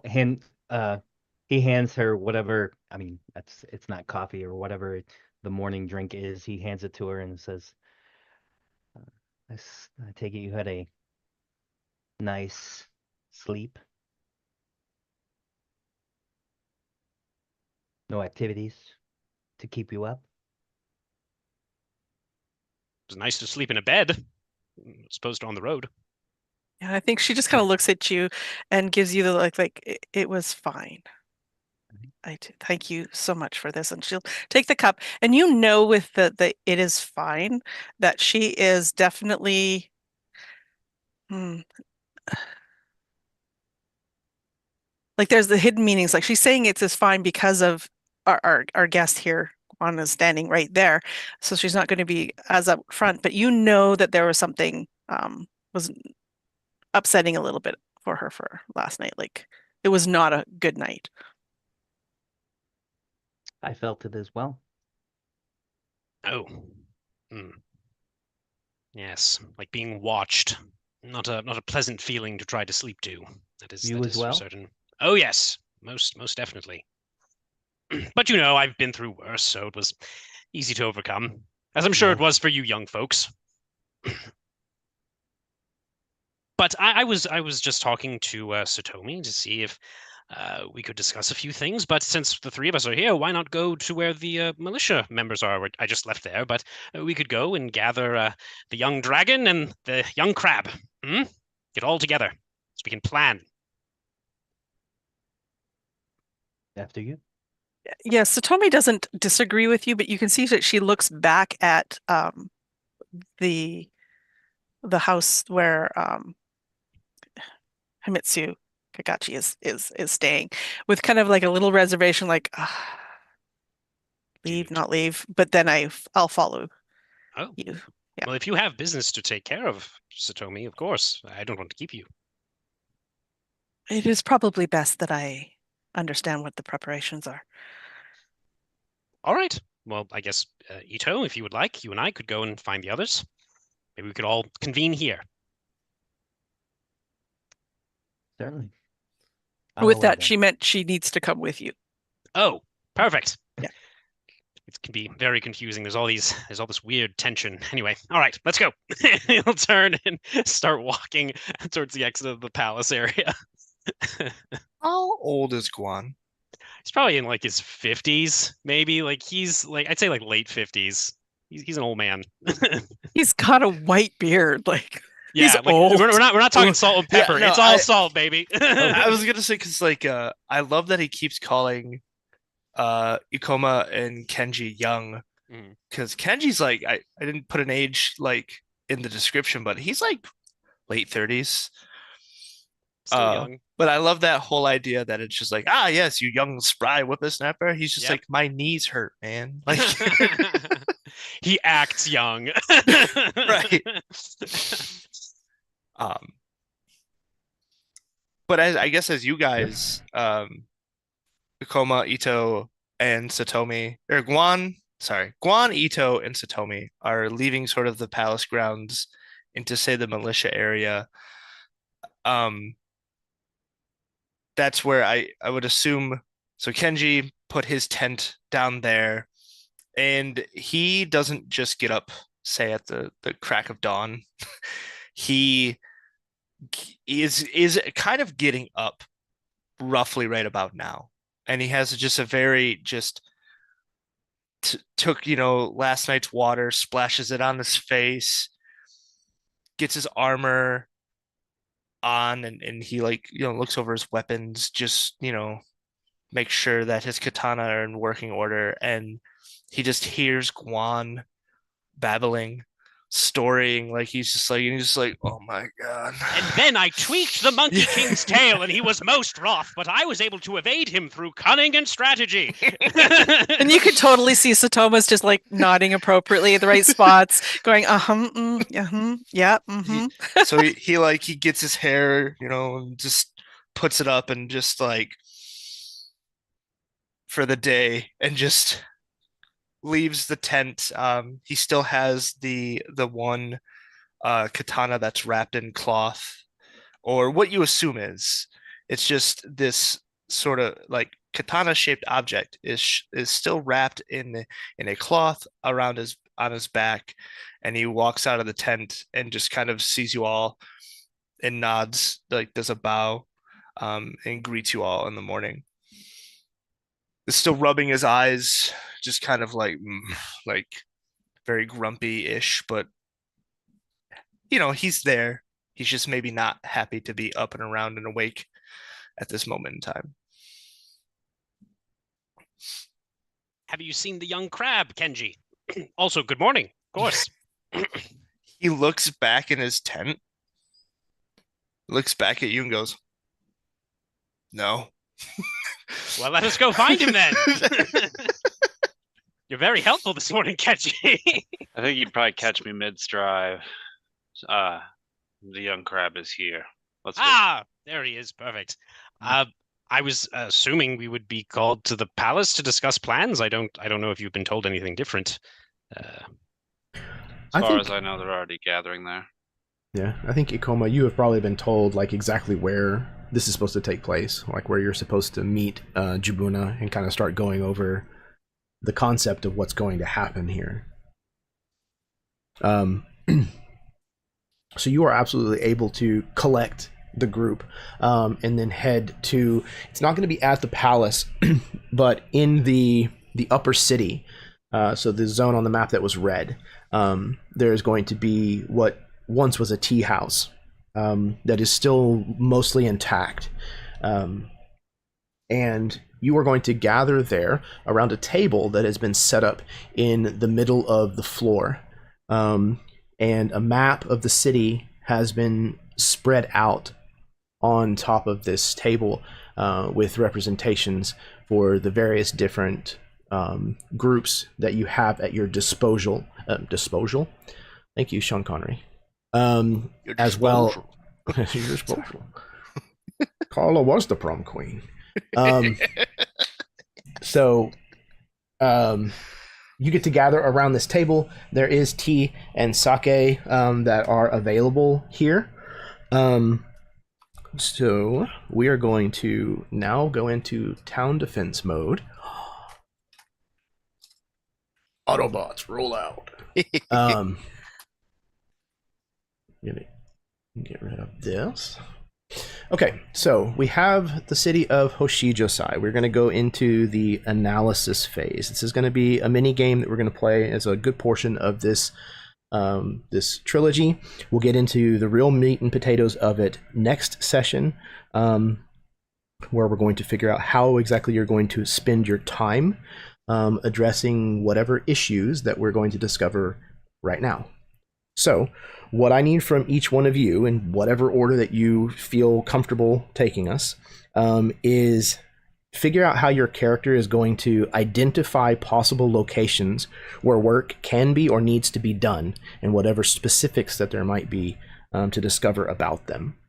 So build a role either based around looking here on the map, talking to the militiamen, your walkabout on the city, whatever it is that you used to gather information about the state of Hoshijosai and what needs to be done for its defenses. Build a dice pool that relates to that, and then let's figure out what we're dealing with as far as your outcomes.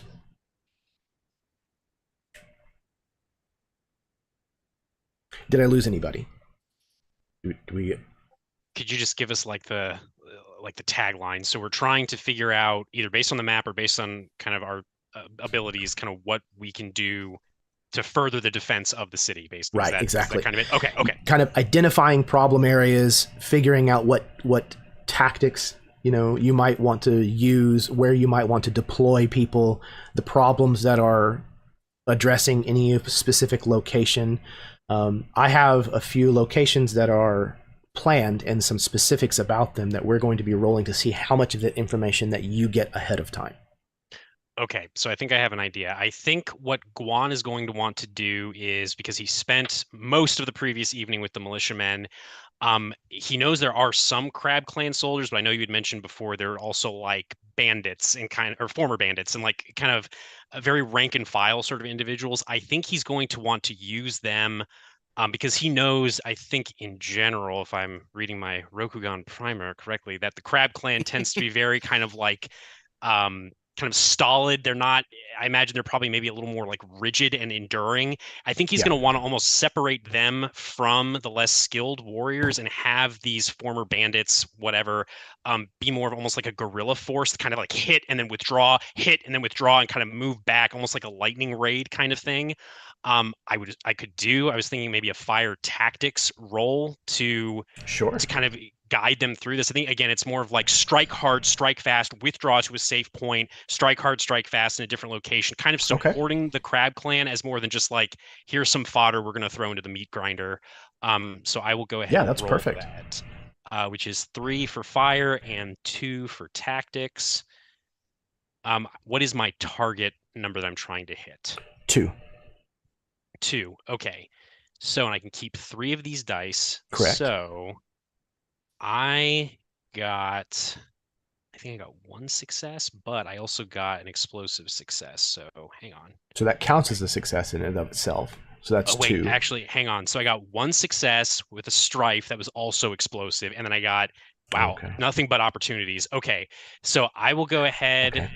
and keep, I guess I'll just keep the success with strife that's explosive, and then the 2 opportunities. I'll re-roll the success that's explosive to see if I get another one, because I need 2, correct? Yep. Okay. Can I destroy this so it's not in my face? Yes. Okay. I'm going to destroy that one too. Okay. Here we go. Oh, hang on. Let me reroll. Awesome. I got the 1 other success I needed. So I got the 1 success from the explosive and the additional a second success one. by rerolling. Yep. So I And you got can those keep it. 2. Okay. And I will keep those. But I do have 2 opportunities. So And would a I strife keep? too, right? I was going to say. So would I keep that strife if it's from the explosive success? You will, yes. That's part of the choice of deciding to keep it, is that it comes with both. You can use one of your opportunities to erase that strife. I am going to do that. I Okay. will go ahead and do that. And then let me see. Remove the strife you gain from this check. So I can't use the other opportunity or the other strife, the other opportunity, excuse me, to get rid of another strife. So we're good. Correct. I'm all set. Okay. Excellent. But you did get 2 successes. So go ahead and roll a d10 for me, please. I shall. I thought I had a dice roller pulled up. I was wrong. All right, here we go. Roll, baby. That is a 5. A 5. Ooh, okay, cool. So not all of these places are going to have art that corresponds with them, but this one does. So you, in your walkabout, in the discussion with these Crab Clan samurai, and spending time here in the upper city, you actually discover a place that is going to, for our intents and purposes, be called the home of Toda Yujio. Toda Yujio. Okay. Initially built as an attempt to convince one of the first Jade champions to call Hoshijosai their home, these eloquent grounds have been the dwelling of many nobles throughout the ages. Unfortunately for Todo Uhijo, however, he happened to be who owned it when the city was attacked. While there are many fine houses here in the upper city, only one has its own private dock. The damage to which has now allowed the river to infiltrate this once beautiful home. So this is literally the home of a nobleman who, as luck may have it, is still present in his home. Oh, shit. You can see his skeleton still dressed in its ceremonial armor, seated as if he were expecting company, and just never left. So, on our town defense map, you have discovered the home of Todo Yujio. Nice. Of Toda Yujio. Okay. In addition to that, you recognize that this area has a territory, what do they call it? Terrain condition? Okay. It has the terrain condition of confining. Confining is whenever a character performs a check while within confining terrain, the character increases the TN of any check to wield a weapon or activate a technique with a maximum range of 2 or higher. A group of minor NPCs can be assigned to hold a section of confining terrain. So essentially, there's so many tight turns and doors and buildings and things here that there's not a lot of open ground for fighting. Well, and through like the way Guanas has explained this now to the group. Speaking of this, this home, how the use of the river has now given access to it. Kenji's going to point out that that is a weak point in the wall and our defenses of the city through the river.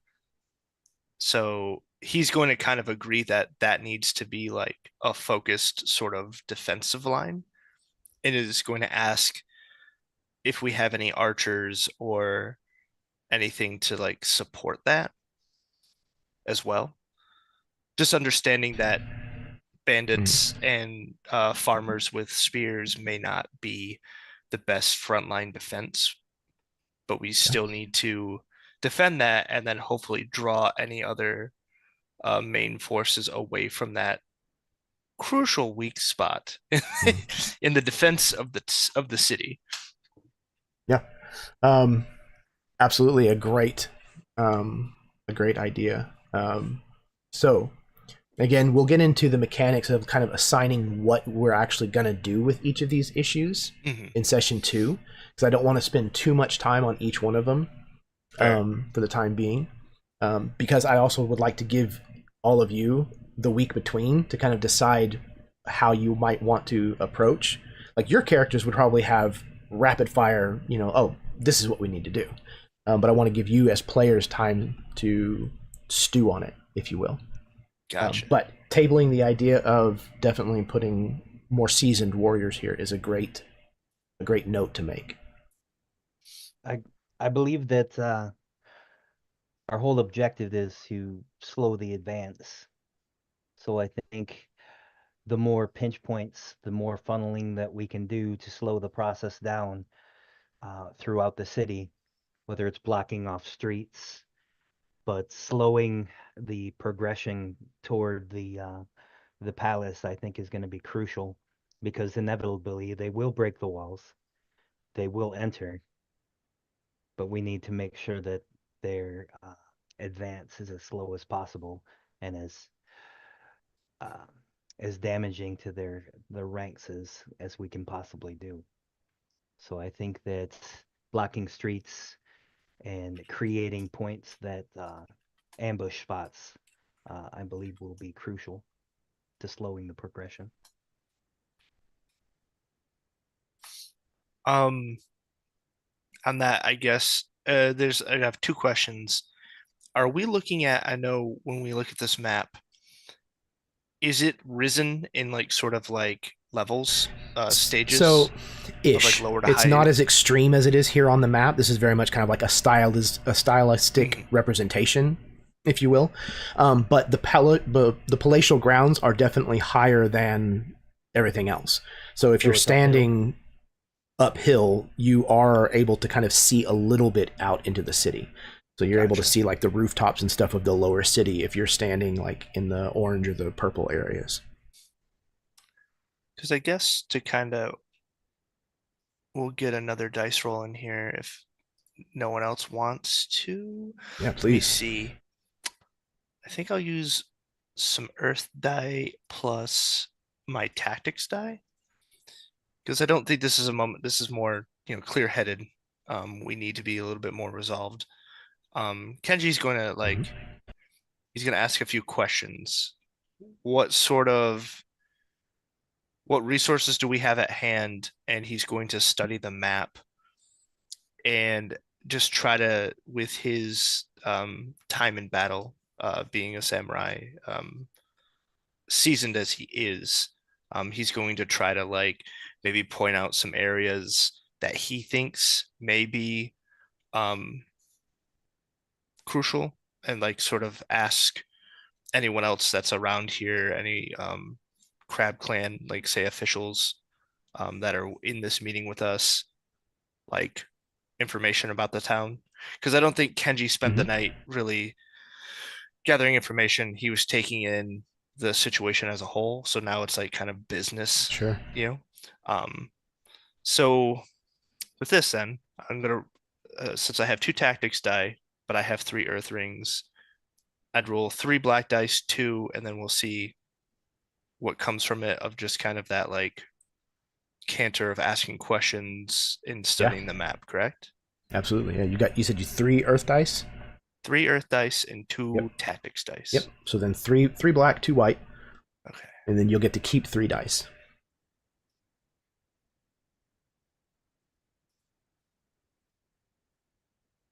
Clear. 3, 2.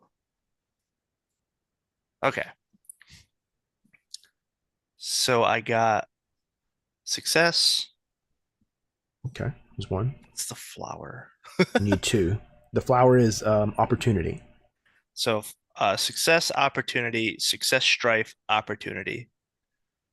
Okay. Are you going to keep the 2 that have the successes on them as part of your 3 that you're keeping? Yes. Because that's what you need is a 2. Mm-hmm. And then with the opportunity, I guess, can I clear that strife again? Mm-hmm. Yeah, absolutely. Yep. Which nets me. Yeah, okay, so I'm keeping 3 like you said, only using 2. Or wait, I'm sorry. Yeah, so yeah, you keep up to 3 dice because that's what you're good because that's how many ring dice that you have for your earth.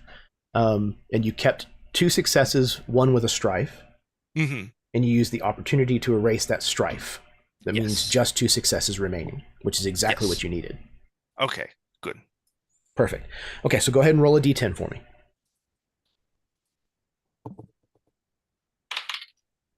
3.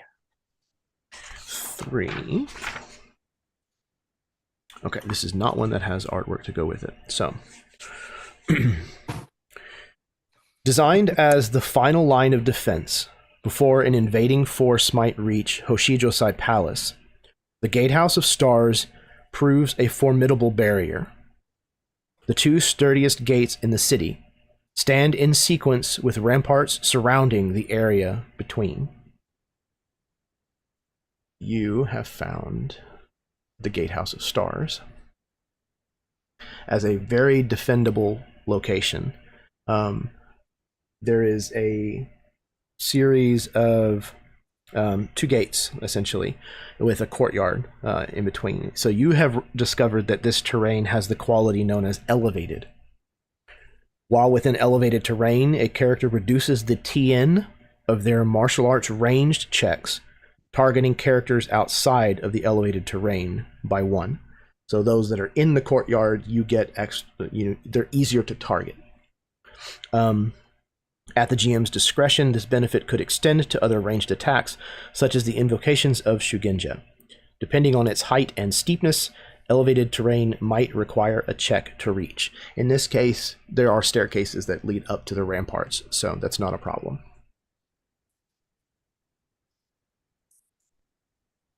Kenji might, after like that information is given to him, he'll probably say, like he'll point there and look at the rest of the gathering party members and go, "This is our last stand here.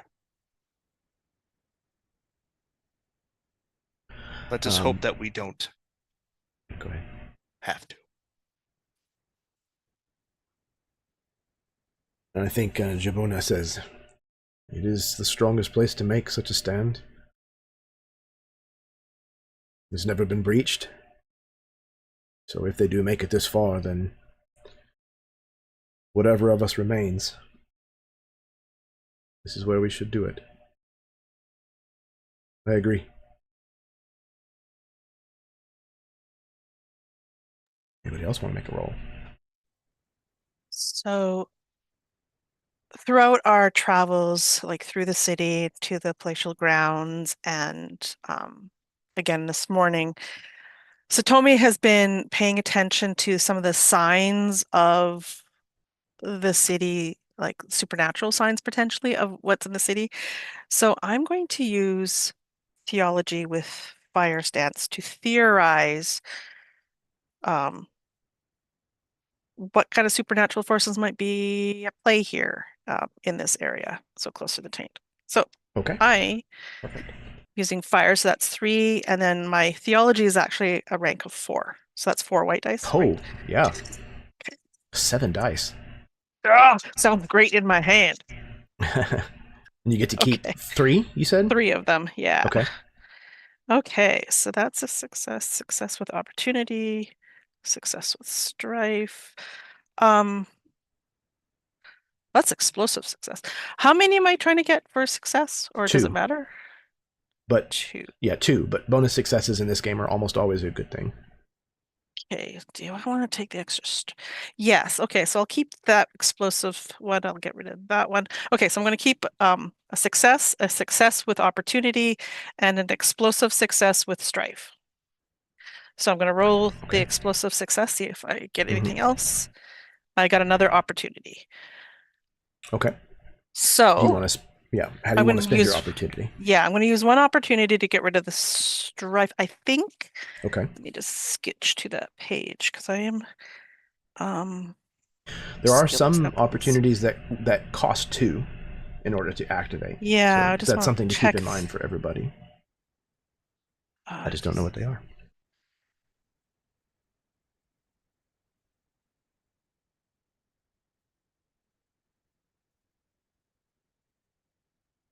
Yes. Okay. So I'll take the strife because one of the opportunities is for 2 opportunities, I can notice something missing or out of place in the vicinity that is not directly related to this task.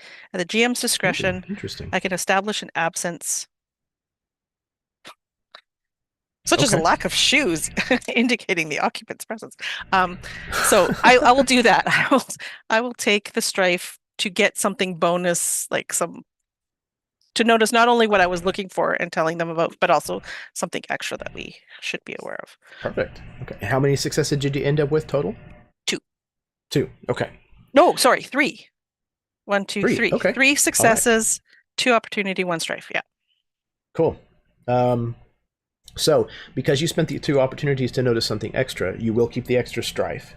I will. So make sure to record that. Okay. Coming quite strifed. Yeah. Striven. Striven. I'm striven. I have no idea if that's actually the way that works. So the strifage is real on this person. What is the threshold on strife again? Is it your composure? Right? I think so. My composure is 8. I'm at 3 strife right now, so. Oh, you're fine. I'm fine. Okay. I'll get to the extra detail here in just a second. Remind me of that so that I make sure to get that for you. Go ahead and roll a d10 twice for me, please. Add them or give you 2 numbers? 2 different numbers. So 9. Okay. And 3. 9 and 3. Okay. Let's see here.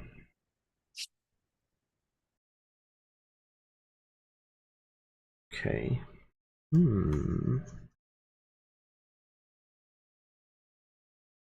Okay.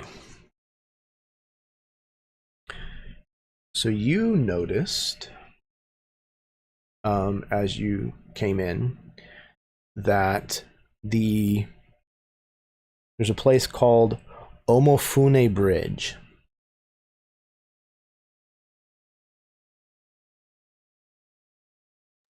When Hoshijosai was attacked last year, every bridge in the city had been destroyed. All but the Omofune Bridge. Now, it remains the only physical connection to the southern portion of the city claimed by the Shadow. In addition, your extra success also allowed you to pinpoint an additional detail about the Gatehouse of Stars, the area that was just identified. You recognize that the perpendicular arrangement of the dual gates, so one gate is this way, the other is this way, it creates a box-shaped courtyard that serves as a trap for any unsuspecting attackers. As the offensive force attempts to breach the second gate, they have to to face defenders atop the walls on all 4 sides, and have to likewise switch their direction of approach while doing so. So it's almost like shooting fish in a barrel. You recognize that this also has the confining terrain quality in addition to elevated.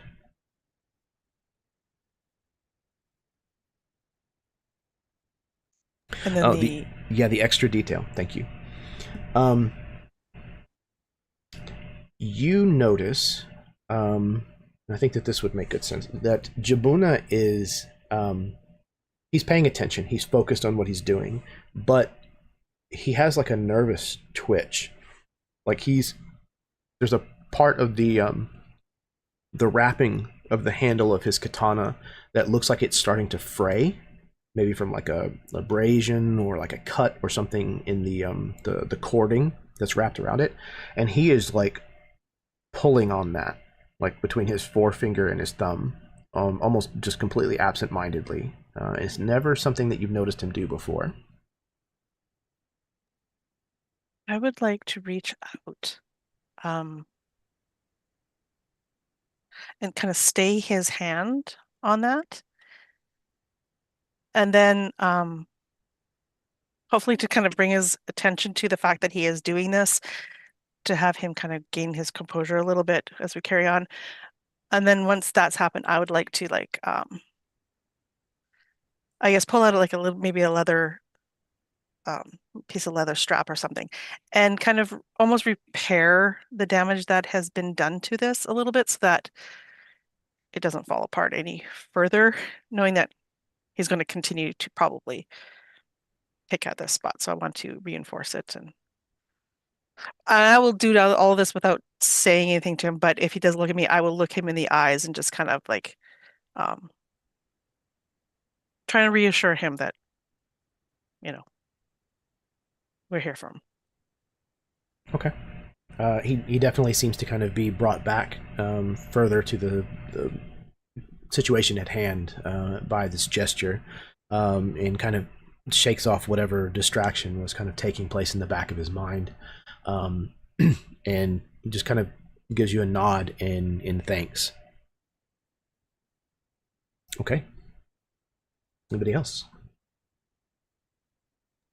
Baron, did you want to go? Okay, go ahead. I was gonna take a look at the river and see what the bridge situation looked like, but we got that covered. So, presumably, what would be this? Can't say that it's eastern, but the right side of the city. I am just gonna do what I can. I mean, obviously they broke through a wall already. I want to make sure that there isn't anything that we're unaware of. Just make sure that the existing walls are still structurally sound and we're not caught with our pants down on the backside. I rolled Earth Ring Tactics, 2 critical success that ended up being altogether 2 success, 2 opportunity, 4 strife. Wow. Okay. You want to spend those opportunity in any way?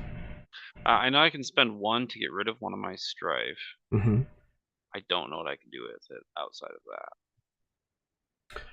There is a list. Let me see. Well, so just so you know, you can actually spend multiple strife that way. It says remove 1 strife you gain from this check per opportunity spent that way. Perfect. If you have more that you want to get rid of. Gotcha. Yeah, so you could use them both to erase half the strife that you would be taking.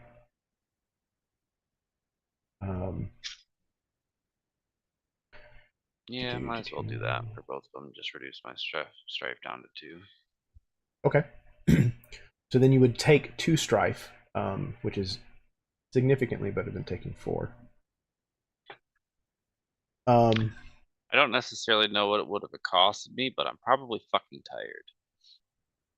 Yeah, I mean, absolutely. This place has a tendency of wearing on people, especially now. And, whether supernaturally or just looking around at how much devastation and destruction there is to this place, it's a little taxing Okay, so you got 2 successes total and Yep. 2 strife. Okay. Then go ahead and roll a d10 for me. Okay. 5. 5.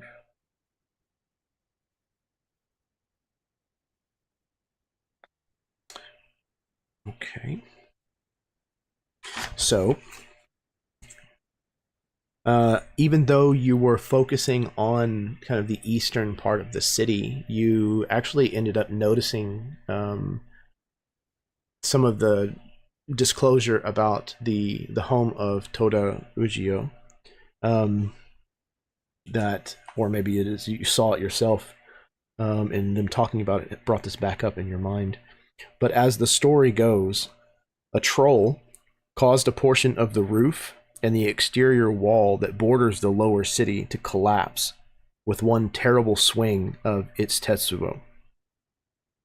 While the remaining rubble would certainly slow down any assault from this direction, the opening left behind is still a weak point that could be exploited. So in addition to this being confining, this area with its flooding and this broken wall are also entangling. While within entangling terrain, a character increases the TN of all of their checks to move and for movement actions by 2. In addition, when we get to it next session, tasks in entangling terrain cost an additional 5 points during the preparation phase. That'll all be explained later, but just to clarify, there is enough rubble and flooding and stuff here that any kind of movement or preparations here take longer. But in the map, on the map, you can see, I think, that you can't see my cursor, but essentially this wall that kind of forms the back of the home has completely collapsed. So somebody could literally just walk straight into the house from the lower city and then be in the upper city. Unacceptable. Okay. I have a question. Yes. Now, when you're using your skills, can you use more than one at a time? No, I don't think so. Okay. All right. Okay. I think that looking at the air, the description that Juan had, the cunning, I'm thinking I'm going to use that. I would like to use the air with the skullduggery, which is more the sneaky. Absolutely. So to kind of potentially set up a trap of some sort. So, or would the fire, or my fire is higher with the invention part? Would it be better to use the cunning or the invention of the? So it really just depends. It depends on how your character is going about identifying the problem. Yeah. But I mean, obviously, if you have more dice available with Yeah, one so choice than the other, All it right, I'm might be gonna the good do call. I'm gonna go with the fire, with the passion of it, and with the skullduggery, looking for that's kind of the ambush type deal. Yeah, you're kind of looking for where would the blitzkrieg happen? You know, where is this? You know, where would you choose as like the fastest first tip of the spear? Right. Works for me. Where'd my dice go? All right, it looks like I gotta go all the way to the back to the top here.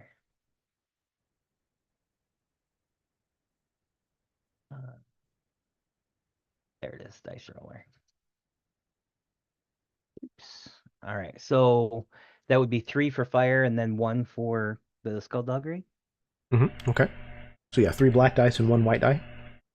Okay, so roll.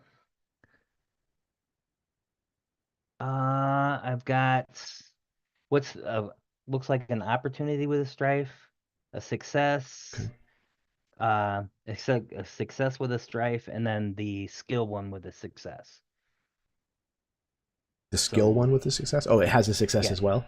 Okay. Yeah. That's the circle ring, right? Right, yep. And you Okay, can so keep I up to have- 3 of those. All right, and how many?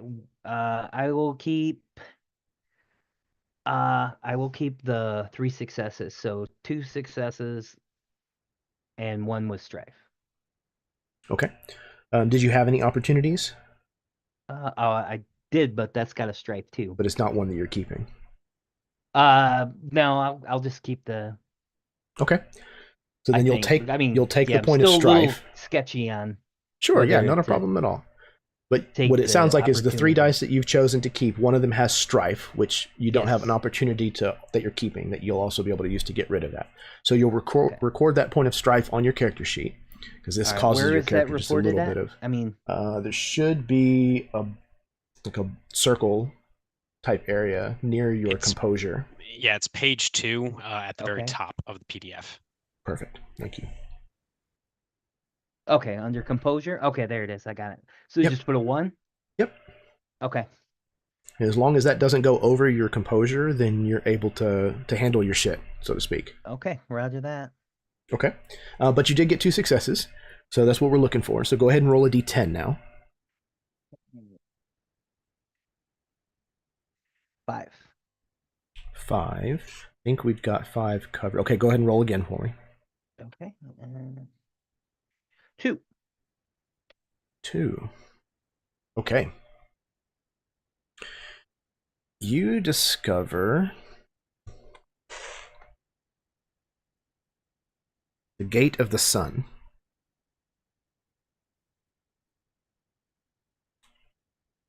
The sundered gates of this entrance lie where they fell, their twisted lower hinges still connected. The bronze-clad doors of the Gate of the Sun now form a narrow tunnel on the north side of the lower city wall.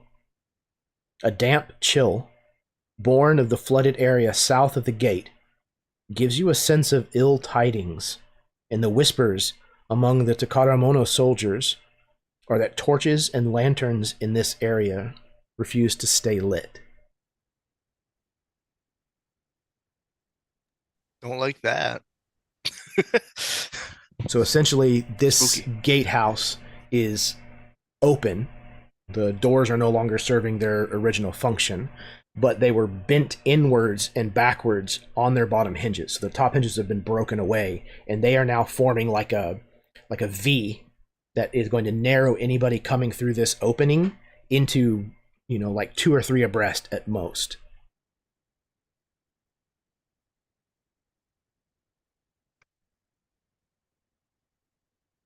Okay.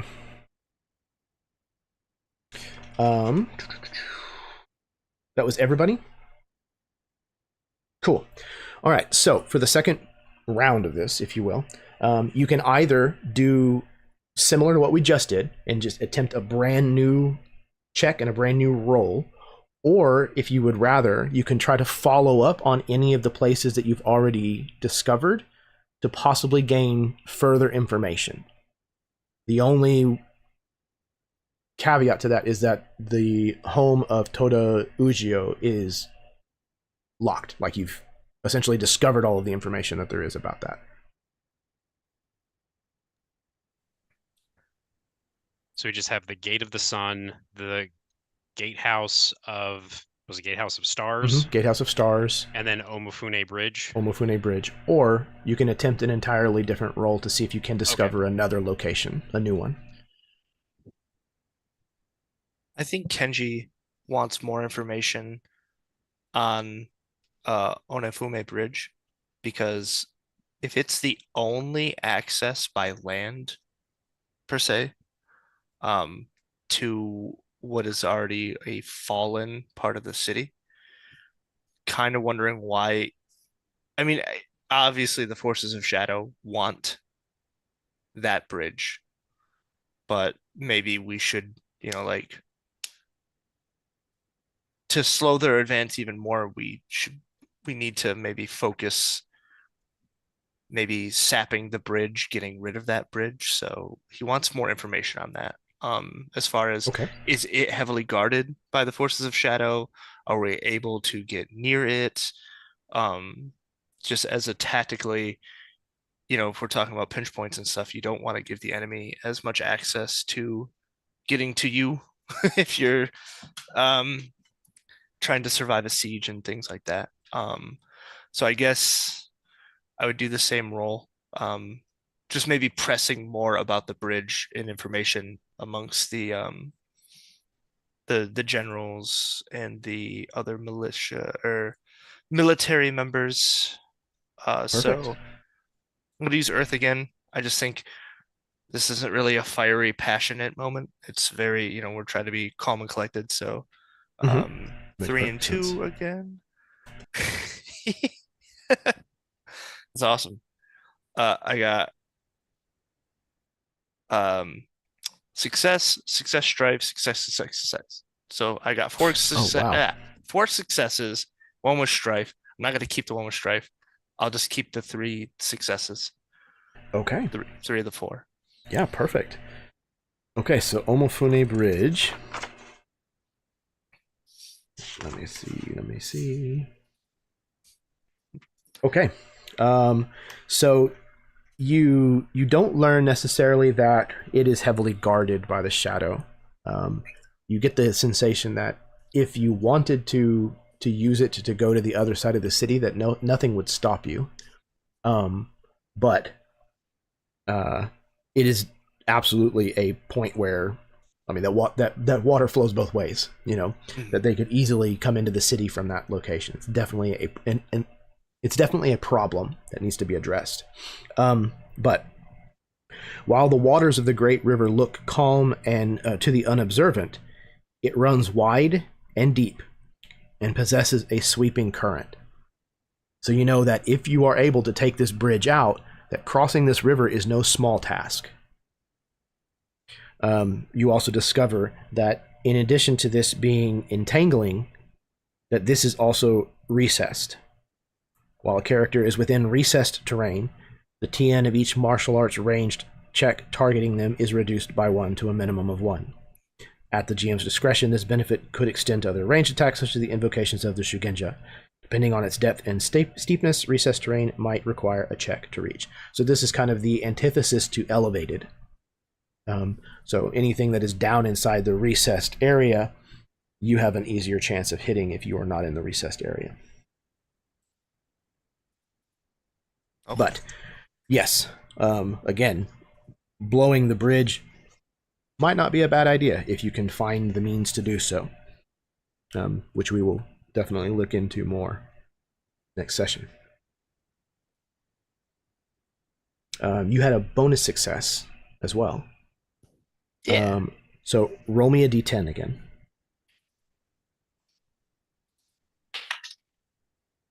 1. 1, okay. While you are thinking about this, discussing it, what have you, you also happen to notice either something on the map, something that someone says, something that you saw while here in the city, a new location. The Gate of the Moon. Long has the Gate of the Moon stood open, that trade might pass unhindered between the mercantile district and the nearby Koyata Dock Market. Though its doors are intact, this eastern passage through the lower city wall could take considerable effort to shut. The flooding of the lower city has brought rust to the iron hinges and brackets of these idle gates. This area is open. It has the terrain quality of open. While within open terrain, a character reduces the TN of their movement action checks by 1 to a minimum of 1. Tasks in open terrain cost 5 points less to a minimum of 5 during the preparation phase. So this is kind of the opposite of entangling.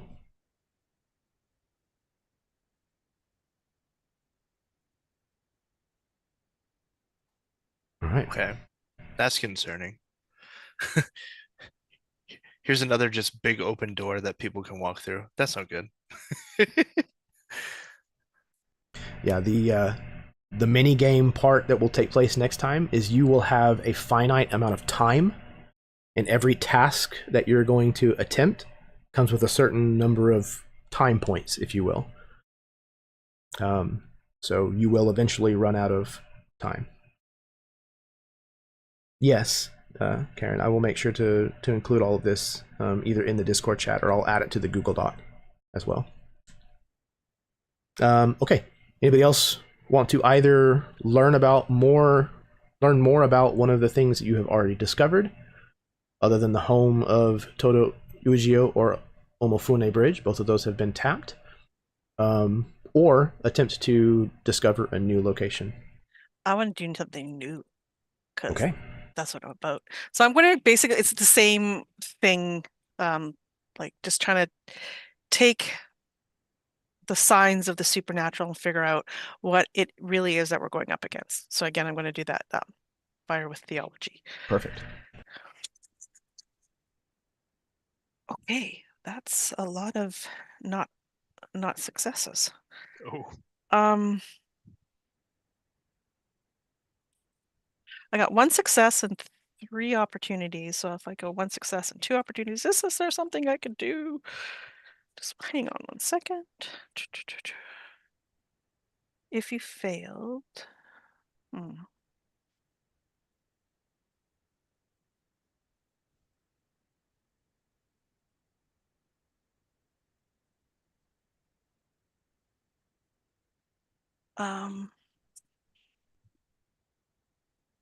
sorry guys, just 1 second. No, you're good. So many rules.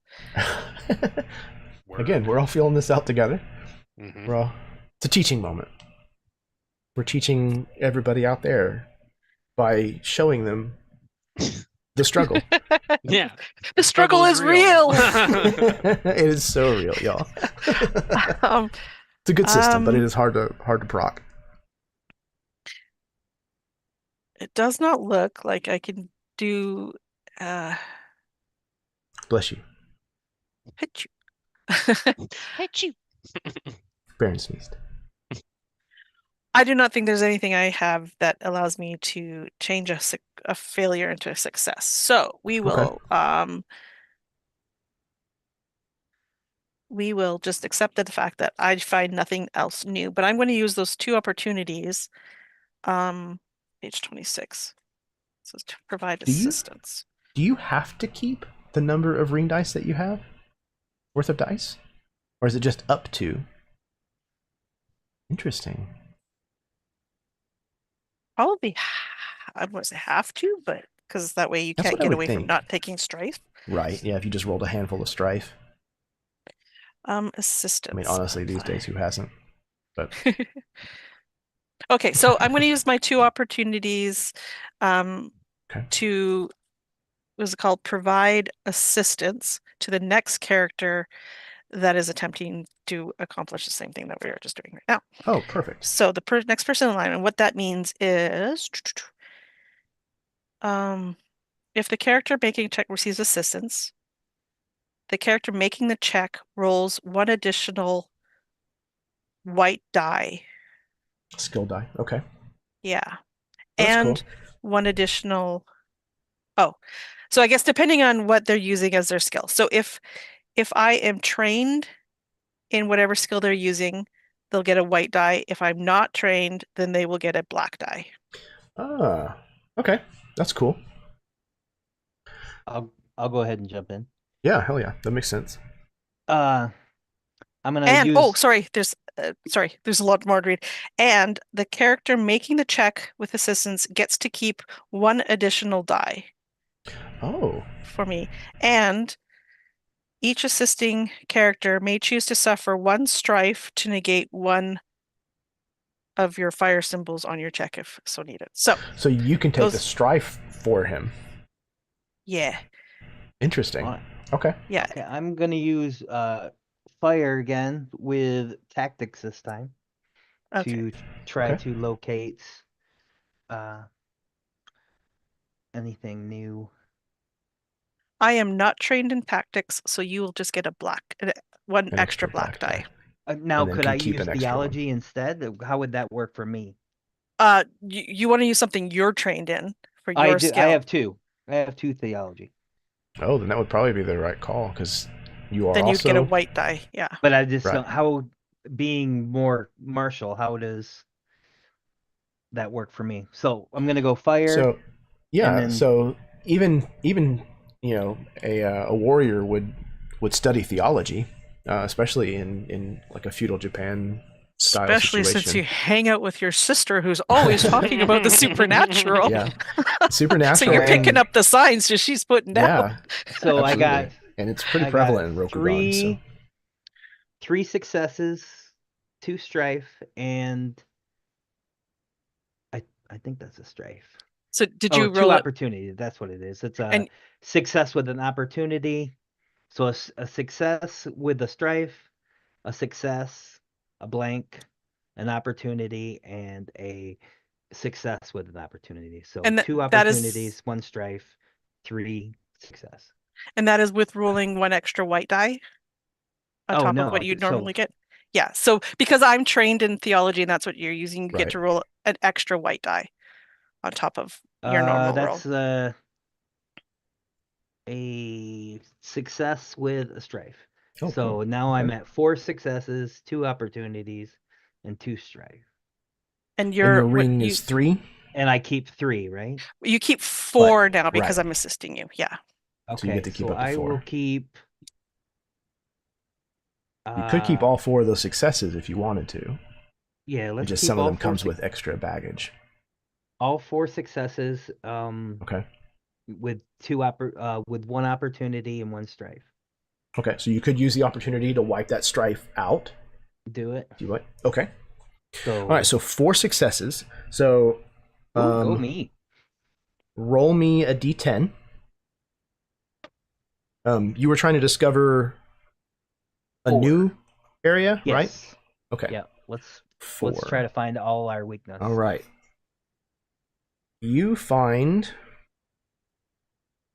Hayashida Market.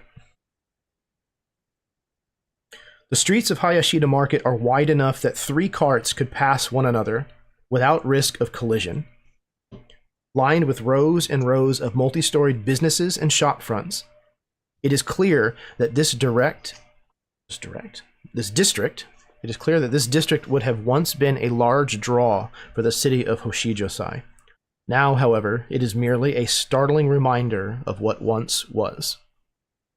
So you recognize that this area has the open quality. Once again, while within open terrain, a character reduces the TN of their movement action checks by 1 to a minimum of 1. Tasks in open terrain cost 5 points less to a minimum of 5 during the preparation phase. Once again, there's less restriction to moving and building and doing those kinds of things out here. Okay, you had 4 successes though, so you have 2 more. So you can either roll the d10 again, or you can apply one of them to the same area and you can learn an additional piece of information about it. Say that one more time. So either a new one or additional. Is that what you said? Mhm. Yep. No, I think that I would rather identify as many weak points as we possibly can. Okay. Roll So another let's go d10 new. for me. We'll find out what you got. 10. 10. I believe that is a new one. Yes. You also discover Shimada Gates. The Shimada Gates are at once grand in both majesty and purpose, splendid and wide enough to make an impression on any visiting dignitaries, but sturdy and plentiful in their reinforcements enough to turn away any who might be foolish enough to mount a frontal assault. Though riddled with darkly fletched arrows, the numerous corpses and broken weapons of the Onikai mounted are enough to show that it stands strong still. So, there are bodies of Onikai that are kind of stacked haphazardly everywhere just outside of this gate. You recognize that this area is confining. Whenever a character performs a check while within confining terrain, the character increases the TN of any check to wield a weapon or activate a technique with a maximum range of 2 or higher. A group of minor NPCs can be assigned to hold a section of confining terrain. and then you have one more success that you can spend, and you can either roll a d10 again, or you can choose to learn more about the shamanic gates or about the market. So we can get another one? Yep. You had 4 Let's do it. successes. So, all right, roll a d10 again. 4 we already did. 4, let me see. That is the market again. Okay. So you can either learn 7. second piece. Okay. 7 is the Koyata Dock Market. Although it was now mostly under several feet of water, you can now see... Oh, wait, I think this one. I think I have art for this one. I'll show it in a second. You can see how the Kyoto Dock Market facilitated Hoshijosai becoming a thriving trade port. Even with the destruction wrought by the creatures that march beneath the banner of the White Hand, this place is choked with cargo, cranes, and other implements of commerce. This area is has the quality of confining as well. Okay. Who has not gone?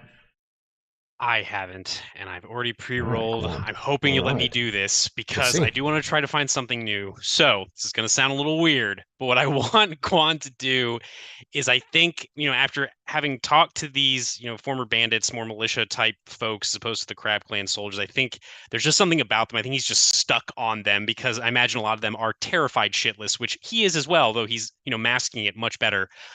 So I think what he's going to do is he's going to kind of guide them through some, not like Miramoto to Heaven School specific techniques, because I imagine that is intensely frowned upon to share school techniques with people outside of the school, but just more like general, like hand-to-hand martial arts skills, almost like running them through drills in different places throughout the city. Because I imagine they're probably good with like knives, maybe bows, but I can't imagine their hand-to-hand combat is especially good. So I think he'd be kind of going through that with them while simultaneously looking for other weak points. If you will allow me to do that, I would love that. Absolutely. Okay, perfect. A little bit So of a it's scouting funny. mission. Yeah, so I also have this adversity called incurable illness because I'm fucking old. And so I had to re-roll 2 of those dice, but they were still 2 successes, 1 opportunity with Earth. So I think maybe somehow word of these sort of scouting sessions / training opportunities gets back to Hida. Yeah. And maybe it uplifts him somehow. So you can get rid of your 2 points of strife, Baron, because I'll use my opportunity to do that. Yeah, so I got my 2 successes, which I think is all I needed. Is that correct, Jeremy? It is, yes. Perfect. All right, so roll a d10 for me. All right, come on. Adequate money. I love the idea that we're at this war table, right? This map, and Guan's just like, I'm gonna go do martial arts with the martial. I need to go take a piss. I'll be right back. boys. 5 hours later, he still isn't back. He's just like, let's get down to business. He's just like singing. Exactly. And the narrator over top is, he was not taking a piss. He was not taking a piss. So that's a 4 on the D10, Jeremy. Okay. So... Ain't nobody got time to sit by this war table. My knees are killing me. So you notice an additional piece of information about the market. Okay. The buildings here have not been damaged as badly as in other parts of the city, leaving plenty of balconies and windows as good vantage points for archers. Additionally, the broad streets leave plenty of room for infantry formations. So in addition to this being open, it is also recessed. Again, people on the streets will have... Well, the people shooting into the street will have an easier time hitting their targets. Okay. Got everybody? Everybody got 2? Barrel. Baron? I'm good. Okay. All right. So this is the lay of the land for the coming battle. You are going to start on the activities of actually addressing these problems once you hash out a plan as to what to do about them. But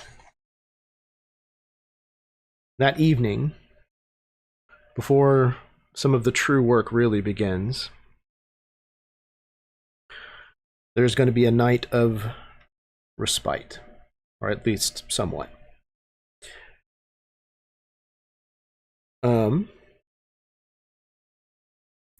Each of you, if you would, please describe to me how you're spending your downtime this evening, now that you've kind of gotten a little bit of an idea of what the task ahead of you might be. In addition, while you're describing that, each of you this evening is wrestling with the idea of what exactly the Black Inked Cabal are up to. How difficult could it possibly be to remove one scroll? So as a part of this, I need you each to also roll either a shadow weakness check against Lure of Secrets or Lure of Power, whichever is higher. So sit with that for a second, and then tell us what's going on overnight for you.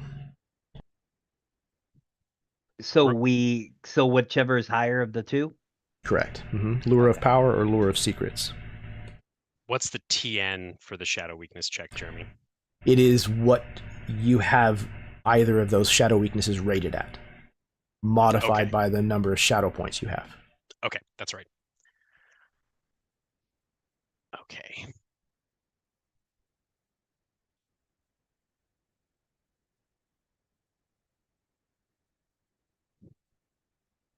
Okay, sorry. What we were tasked not only to do the shadow Check. weakness check, but what else? Kind of how you're spending your evening. Okay. Yep. Just kind of what you're up to, how you're passing the night. Again, kind of wrestling with the thoughts of why is this taking so long? How could it possibly be that hard to get one scroll? Those of you rolling Lure of Power might even be thinking, wouldn't it just be simpler to just burn the palace to the ground? And remind me, Jeremy, the explosive successes, they count as successes. Is that correct? Okay. Okay, I think I got it. This was some crazy dice foo, but I think I got this. So, okay. I think what Guan is doing is sort of like he was the previous night before his brief sojourn down into the lower city. I think he is, unsurprisingly, he is telling a story, but I think this is a very specific story. It's a story of how when he was younger, he was escorting a caravan of merchants that were loyal to the Dragon Clan through a particularly dangerous stretch of forest. And they were attacked by forest trolls. And Guan claims, whether it's true or not, who knows, that he was able to convince these horrible creatures that we're talking about, oh, how should we cook them? Should we roast them? Should we skewer them? Should we mash them, boil them, put them in a stew? And he was able to convince these creatures to instead turn on each other, because of course a forest troll, a fat, plump forest troll is going to be so much more tasty than these Skorani merchants. And I think the idea is that even though a problem may seem insurmountable, impossible to overcome, there is a way. You just have to think about it. You just have to take in what you have available to you. He's probably getting a little drunk. So if you'll allow me, I'm going to do two things here. Can I combine a check like a performance check to tell the story with my shadow weakness check, or does it need to be two separate checks? It's up to you.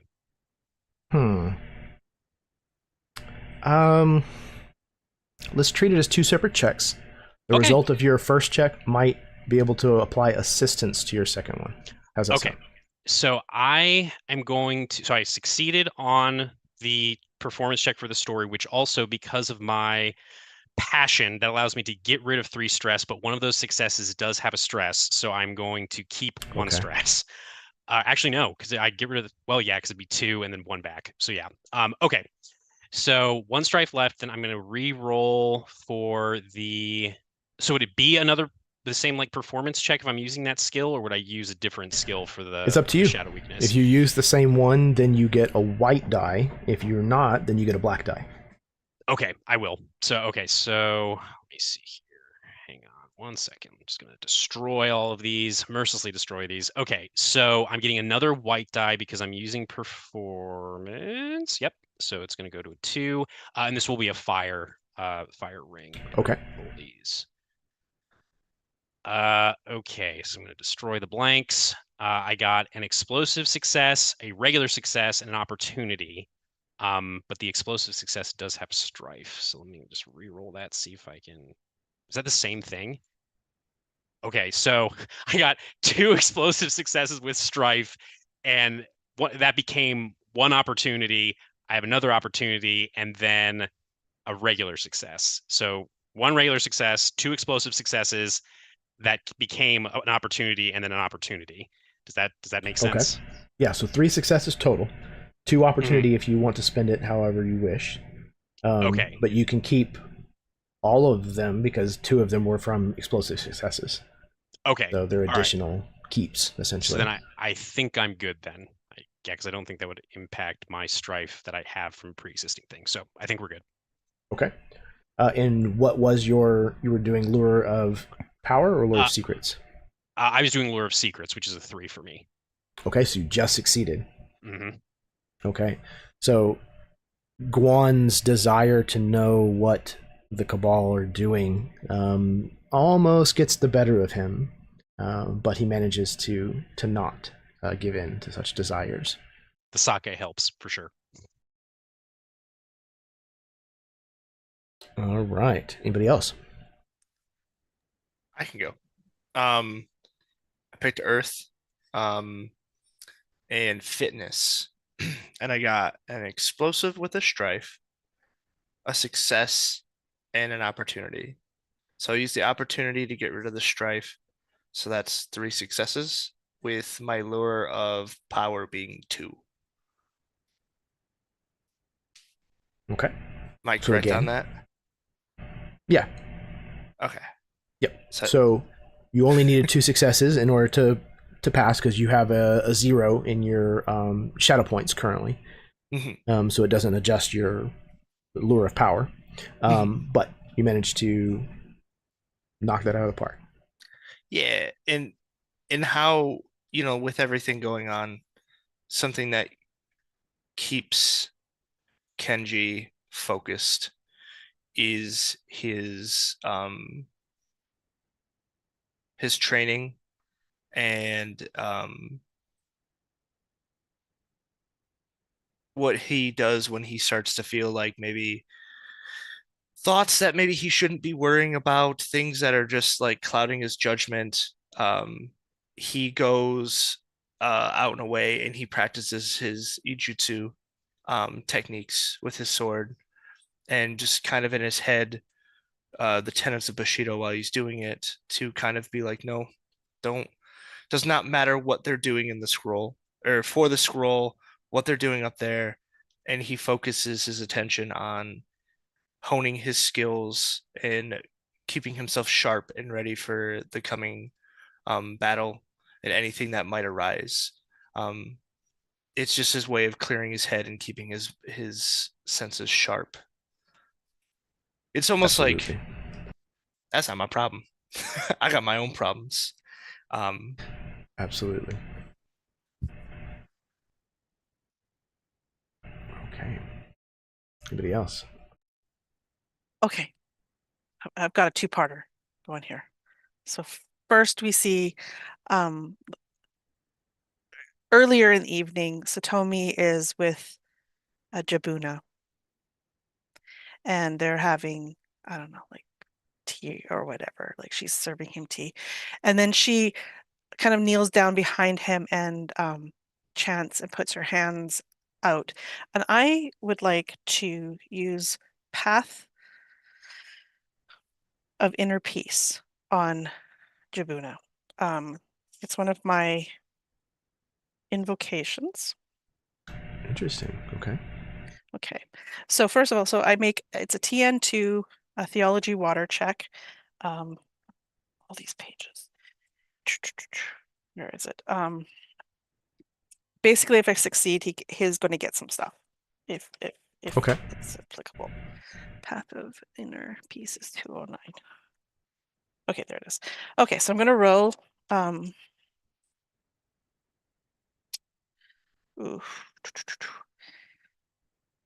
So I have my karmic tie. If I am performing a check on the behalf of Jabuna, Right. I can re-roll up to 2 dice. So Okay. I think I am going to re-roll these 2. Okay. Okay then. And now we get to keep 3 dice. I'm going to. Okay. So 2 successes, 1 strife, 1 opportunity is what I am getting. So that's a success because the TN was 2. I basically mend his exhausted muscles. Like I noticed before that he was distressed in some way because he was picking at his weapon. Definitely. So what this means game-wise is that I will remove fatigue equal to my water ring, which is 3, plus bonus successes, which was nothing, so 3. So if he is fatigued, he will remove 3 of those. Also, with the opportunity, I'm going to use it to remove strife. Oh, equal to my bonus successes, which is 0. So that's blah. What else can I do with strife? Successes. Water.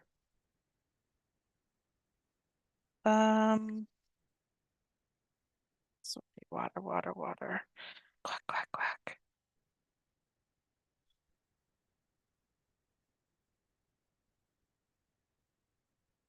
I don't know if anything is useful. Maybe I'll change that, knowing that. I'll keep I'll take the additional strife. So I'll make it You're 3. looking for an opportunity for water? Is that what you're looking for? You're muted.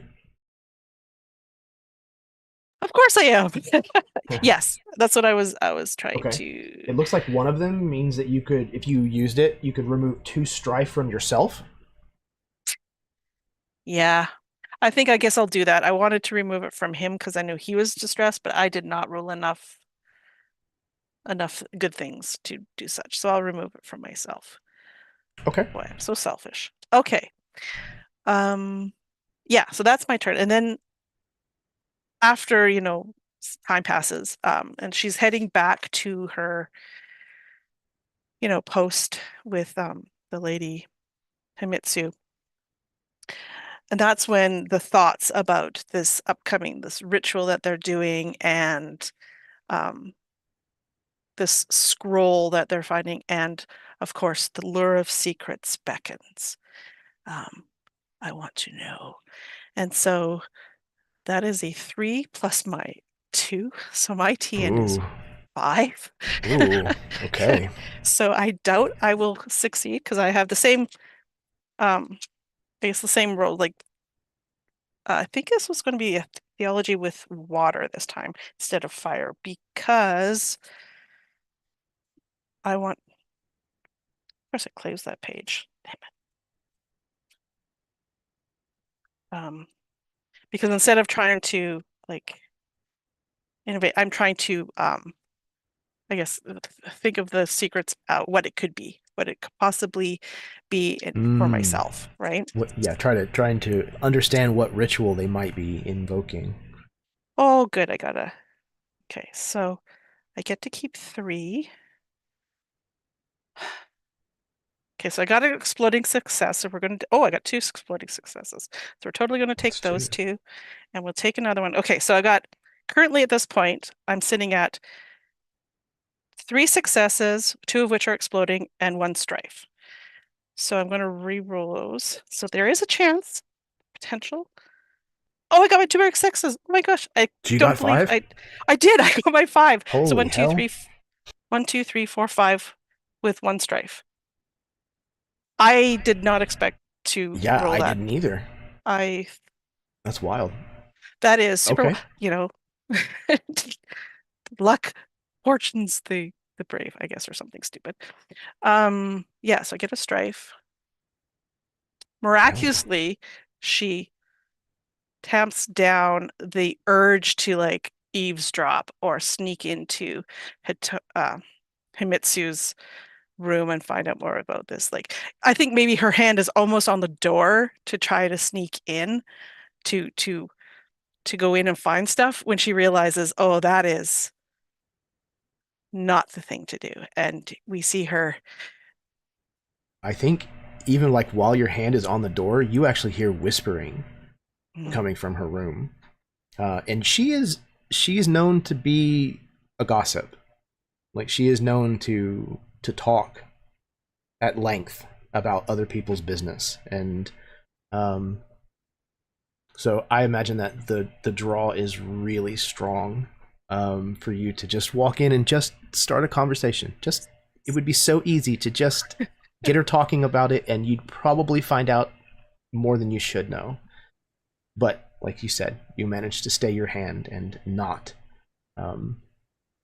fall victim to the shadow. Anybody else? So I think that see if I read this right as well. So as I'm like approaching, and I think that at that moment is like when Satomi is outside the door or whatever, and I tell her, you know, as she's sitting there, she's looking a little perplexed or whatever. So I start to tell her to make her smile that sometimes we just need to look back at the lesson of the monkey and when to grab the tail and when to release the tail.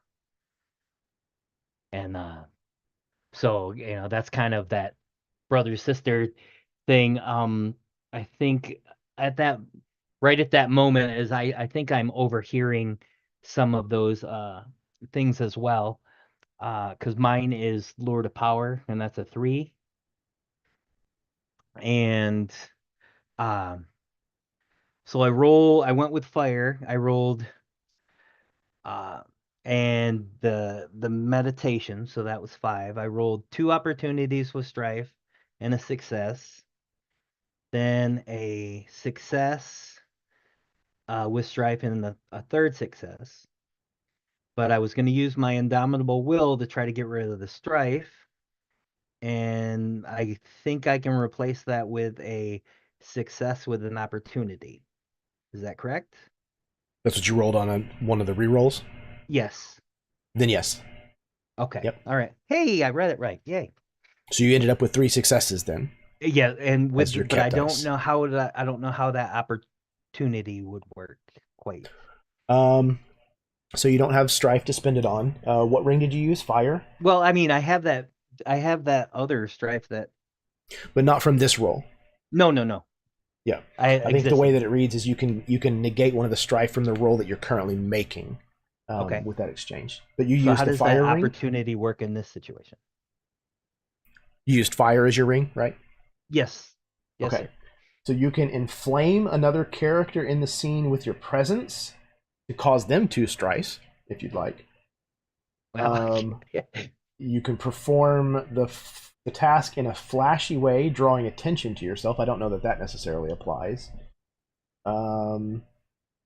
If you fail, that's not going to work. Yeah, there might not be a way to spend it that's readily available, which is fine. I don't think I'm going to cause sis any strife here. Okay, but you needed 3 and you got 3, so you managed to resist the draw of the lure of power this evening. Okay, did we get everybody? We're missing. Baron, did you get yours? No. All right, let's get yours. It's been a long day. Ikoma finally gets a moment to himself. There is what was once fine teapot set. I'm sitting alone. The room is devoid of pretty much all furniture. I have like my Tommy mat that I'm putting everything on. I'm sitting there, and the internal dialogue is, we have so many more important things to do to fight the shadow, and we could just take this scroll and use it as a weapon. Like, why are we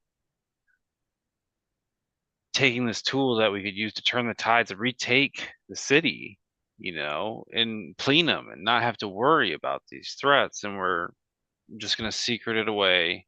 And it's like, it's because of the bureaucracy, and it's because of these silly rituals that we have to partake in. And it's like, what do they even do? And it's like, what we need is we need a level-headed soldier, a good man to get in there, to get the scroll and take back what has been taken from us.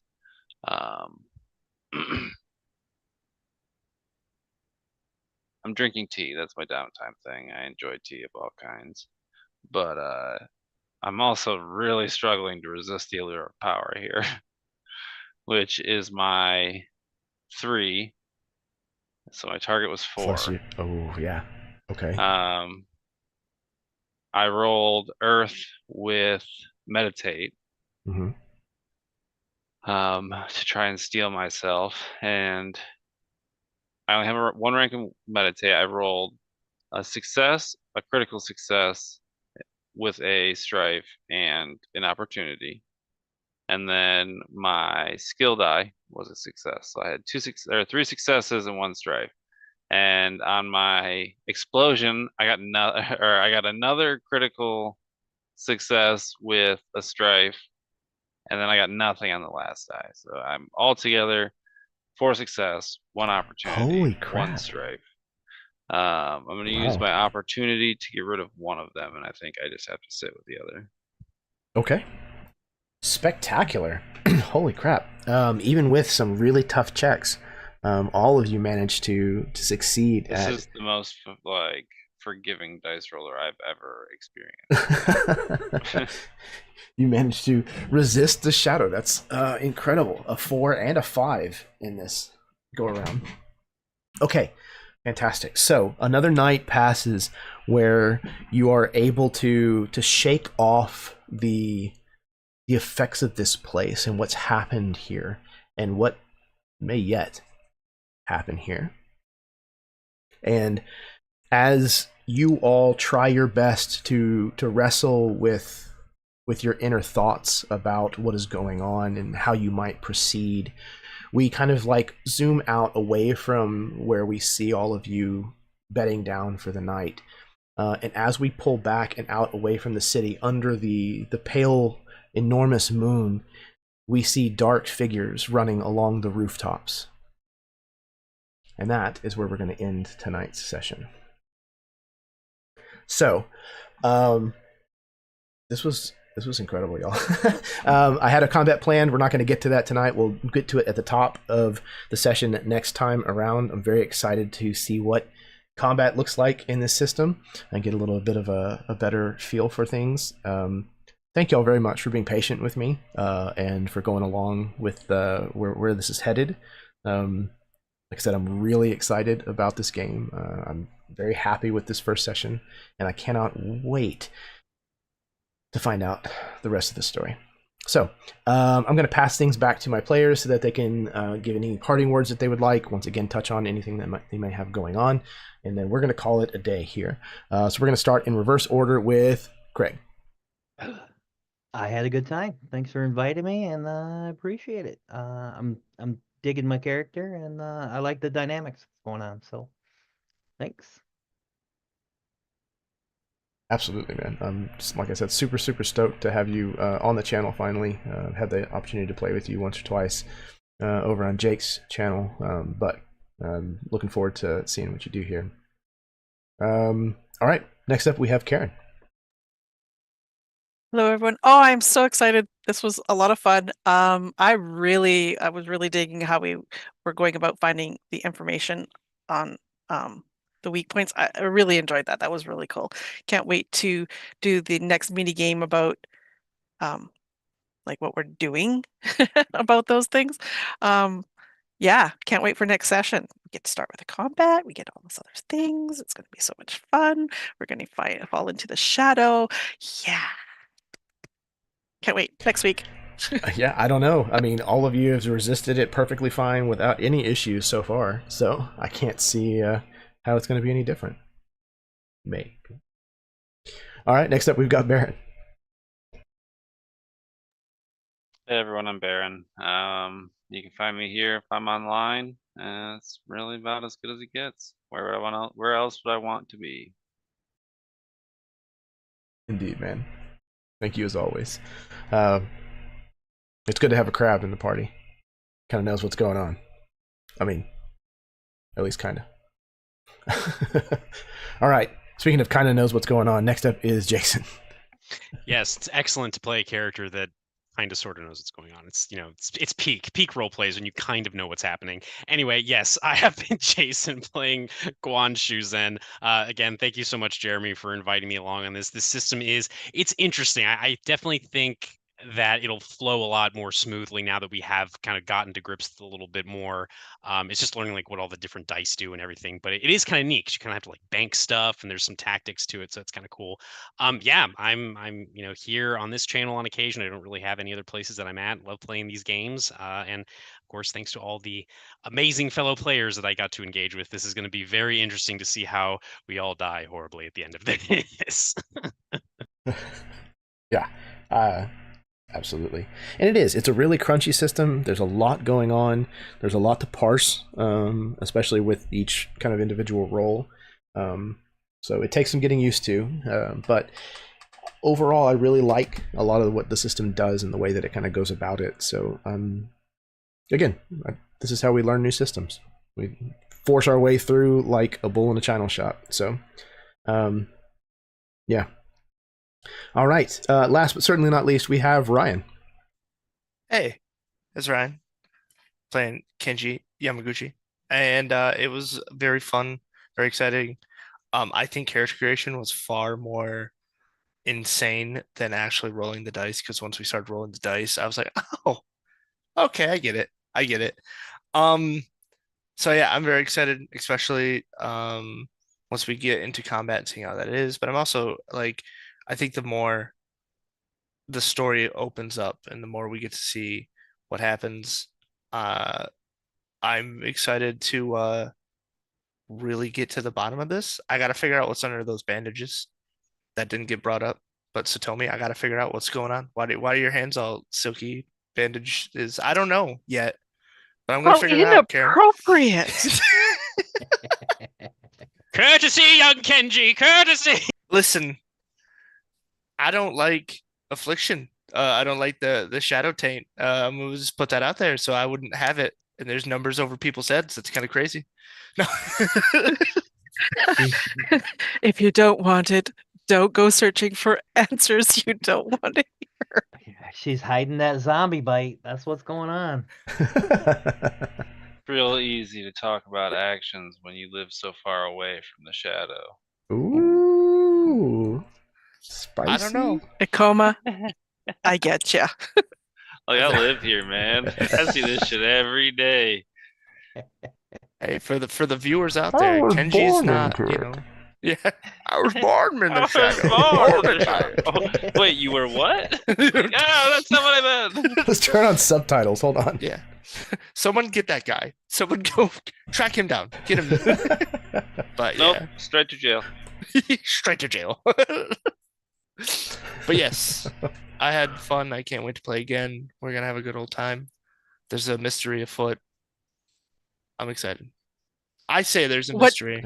What you mean to say is there's a mystery at arm. Oh. Within arm's Get length. us out of anyway. here, Jeremy. Get us out of here now. It's too late, I'm afraid. We've all suffered strife now. No, I love y'all. This has been Everyone's incredible. numbers are now bumped up. Yep, everybody. Shadow Just one. tank. Yeah, this went very, very well. I'm very pleased with this being the first entry in this trilogy. So I'm very excited to get to the next part. But that'll have to wait until next week. So same bat time, same bat channel. We'll be here next week with session 2. The week after that, session 3, and then we'll call it from there. So thank all of you who happened to stop by today and watch with us, whether you're watching in the future or whether you watched at the same time that we were live. It really is deeply appreciated that people find entertainment here. It means a lot to me, so thank you. If you did enjoy what you saw today, then do the stuff that YouTube likes to see you do. Hit the subscribe button, hit the like, hit the bell, share the link around, talk about it. I don't know about having people come here to learn the rules, because obviously that's not exactly what's going on, but you know, maybe you can find some entertainment value in it at the very least. What else? Remember, kindness is a free action. It costs you absolutely nothing to be kind to someone, and the world needs as much kindness as possible, especially right now. Every time I say that, it gets more and more true, it seems. So go out there and be kind to each other. You never know the kind of difference that it might make in somebody's life. Unless they're a Nazi, then clock them in the fucking mouth with everything you've got. But I think that's all that we've got for today. Until next time, may your dice roll high and your snacks always be within reach.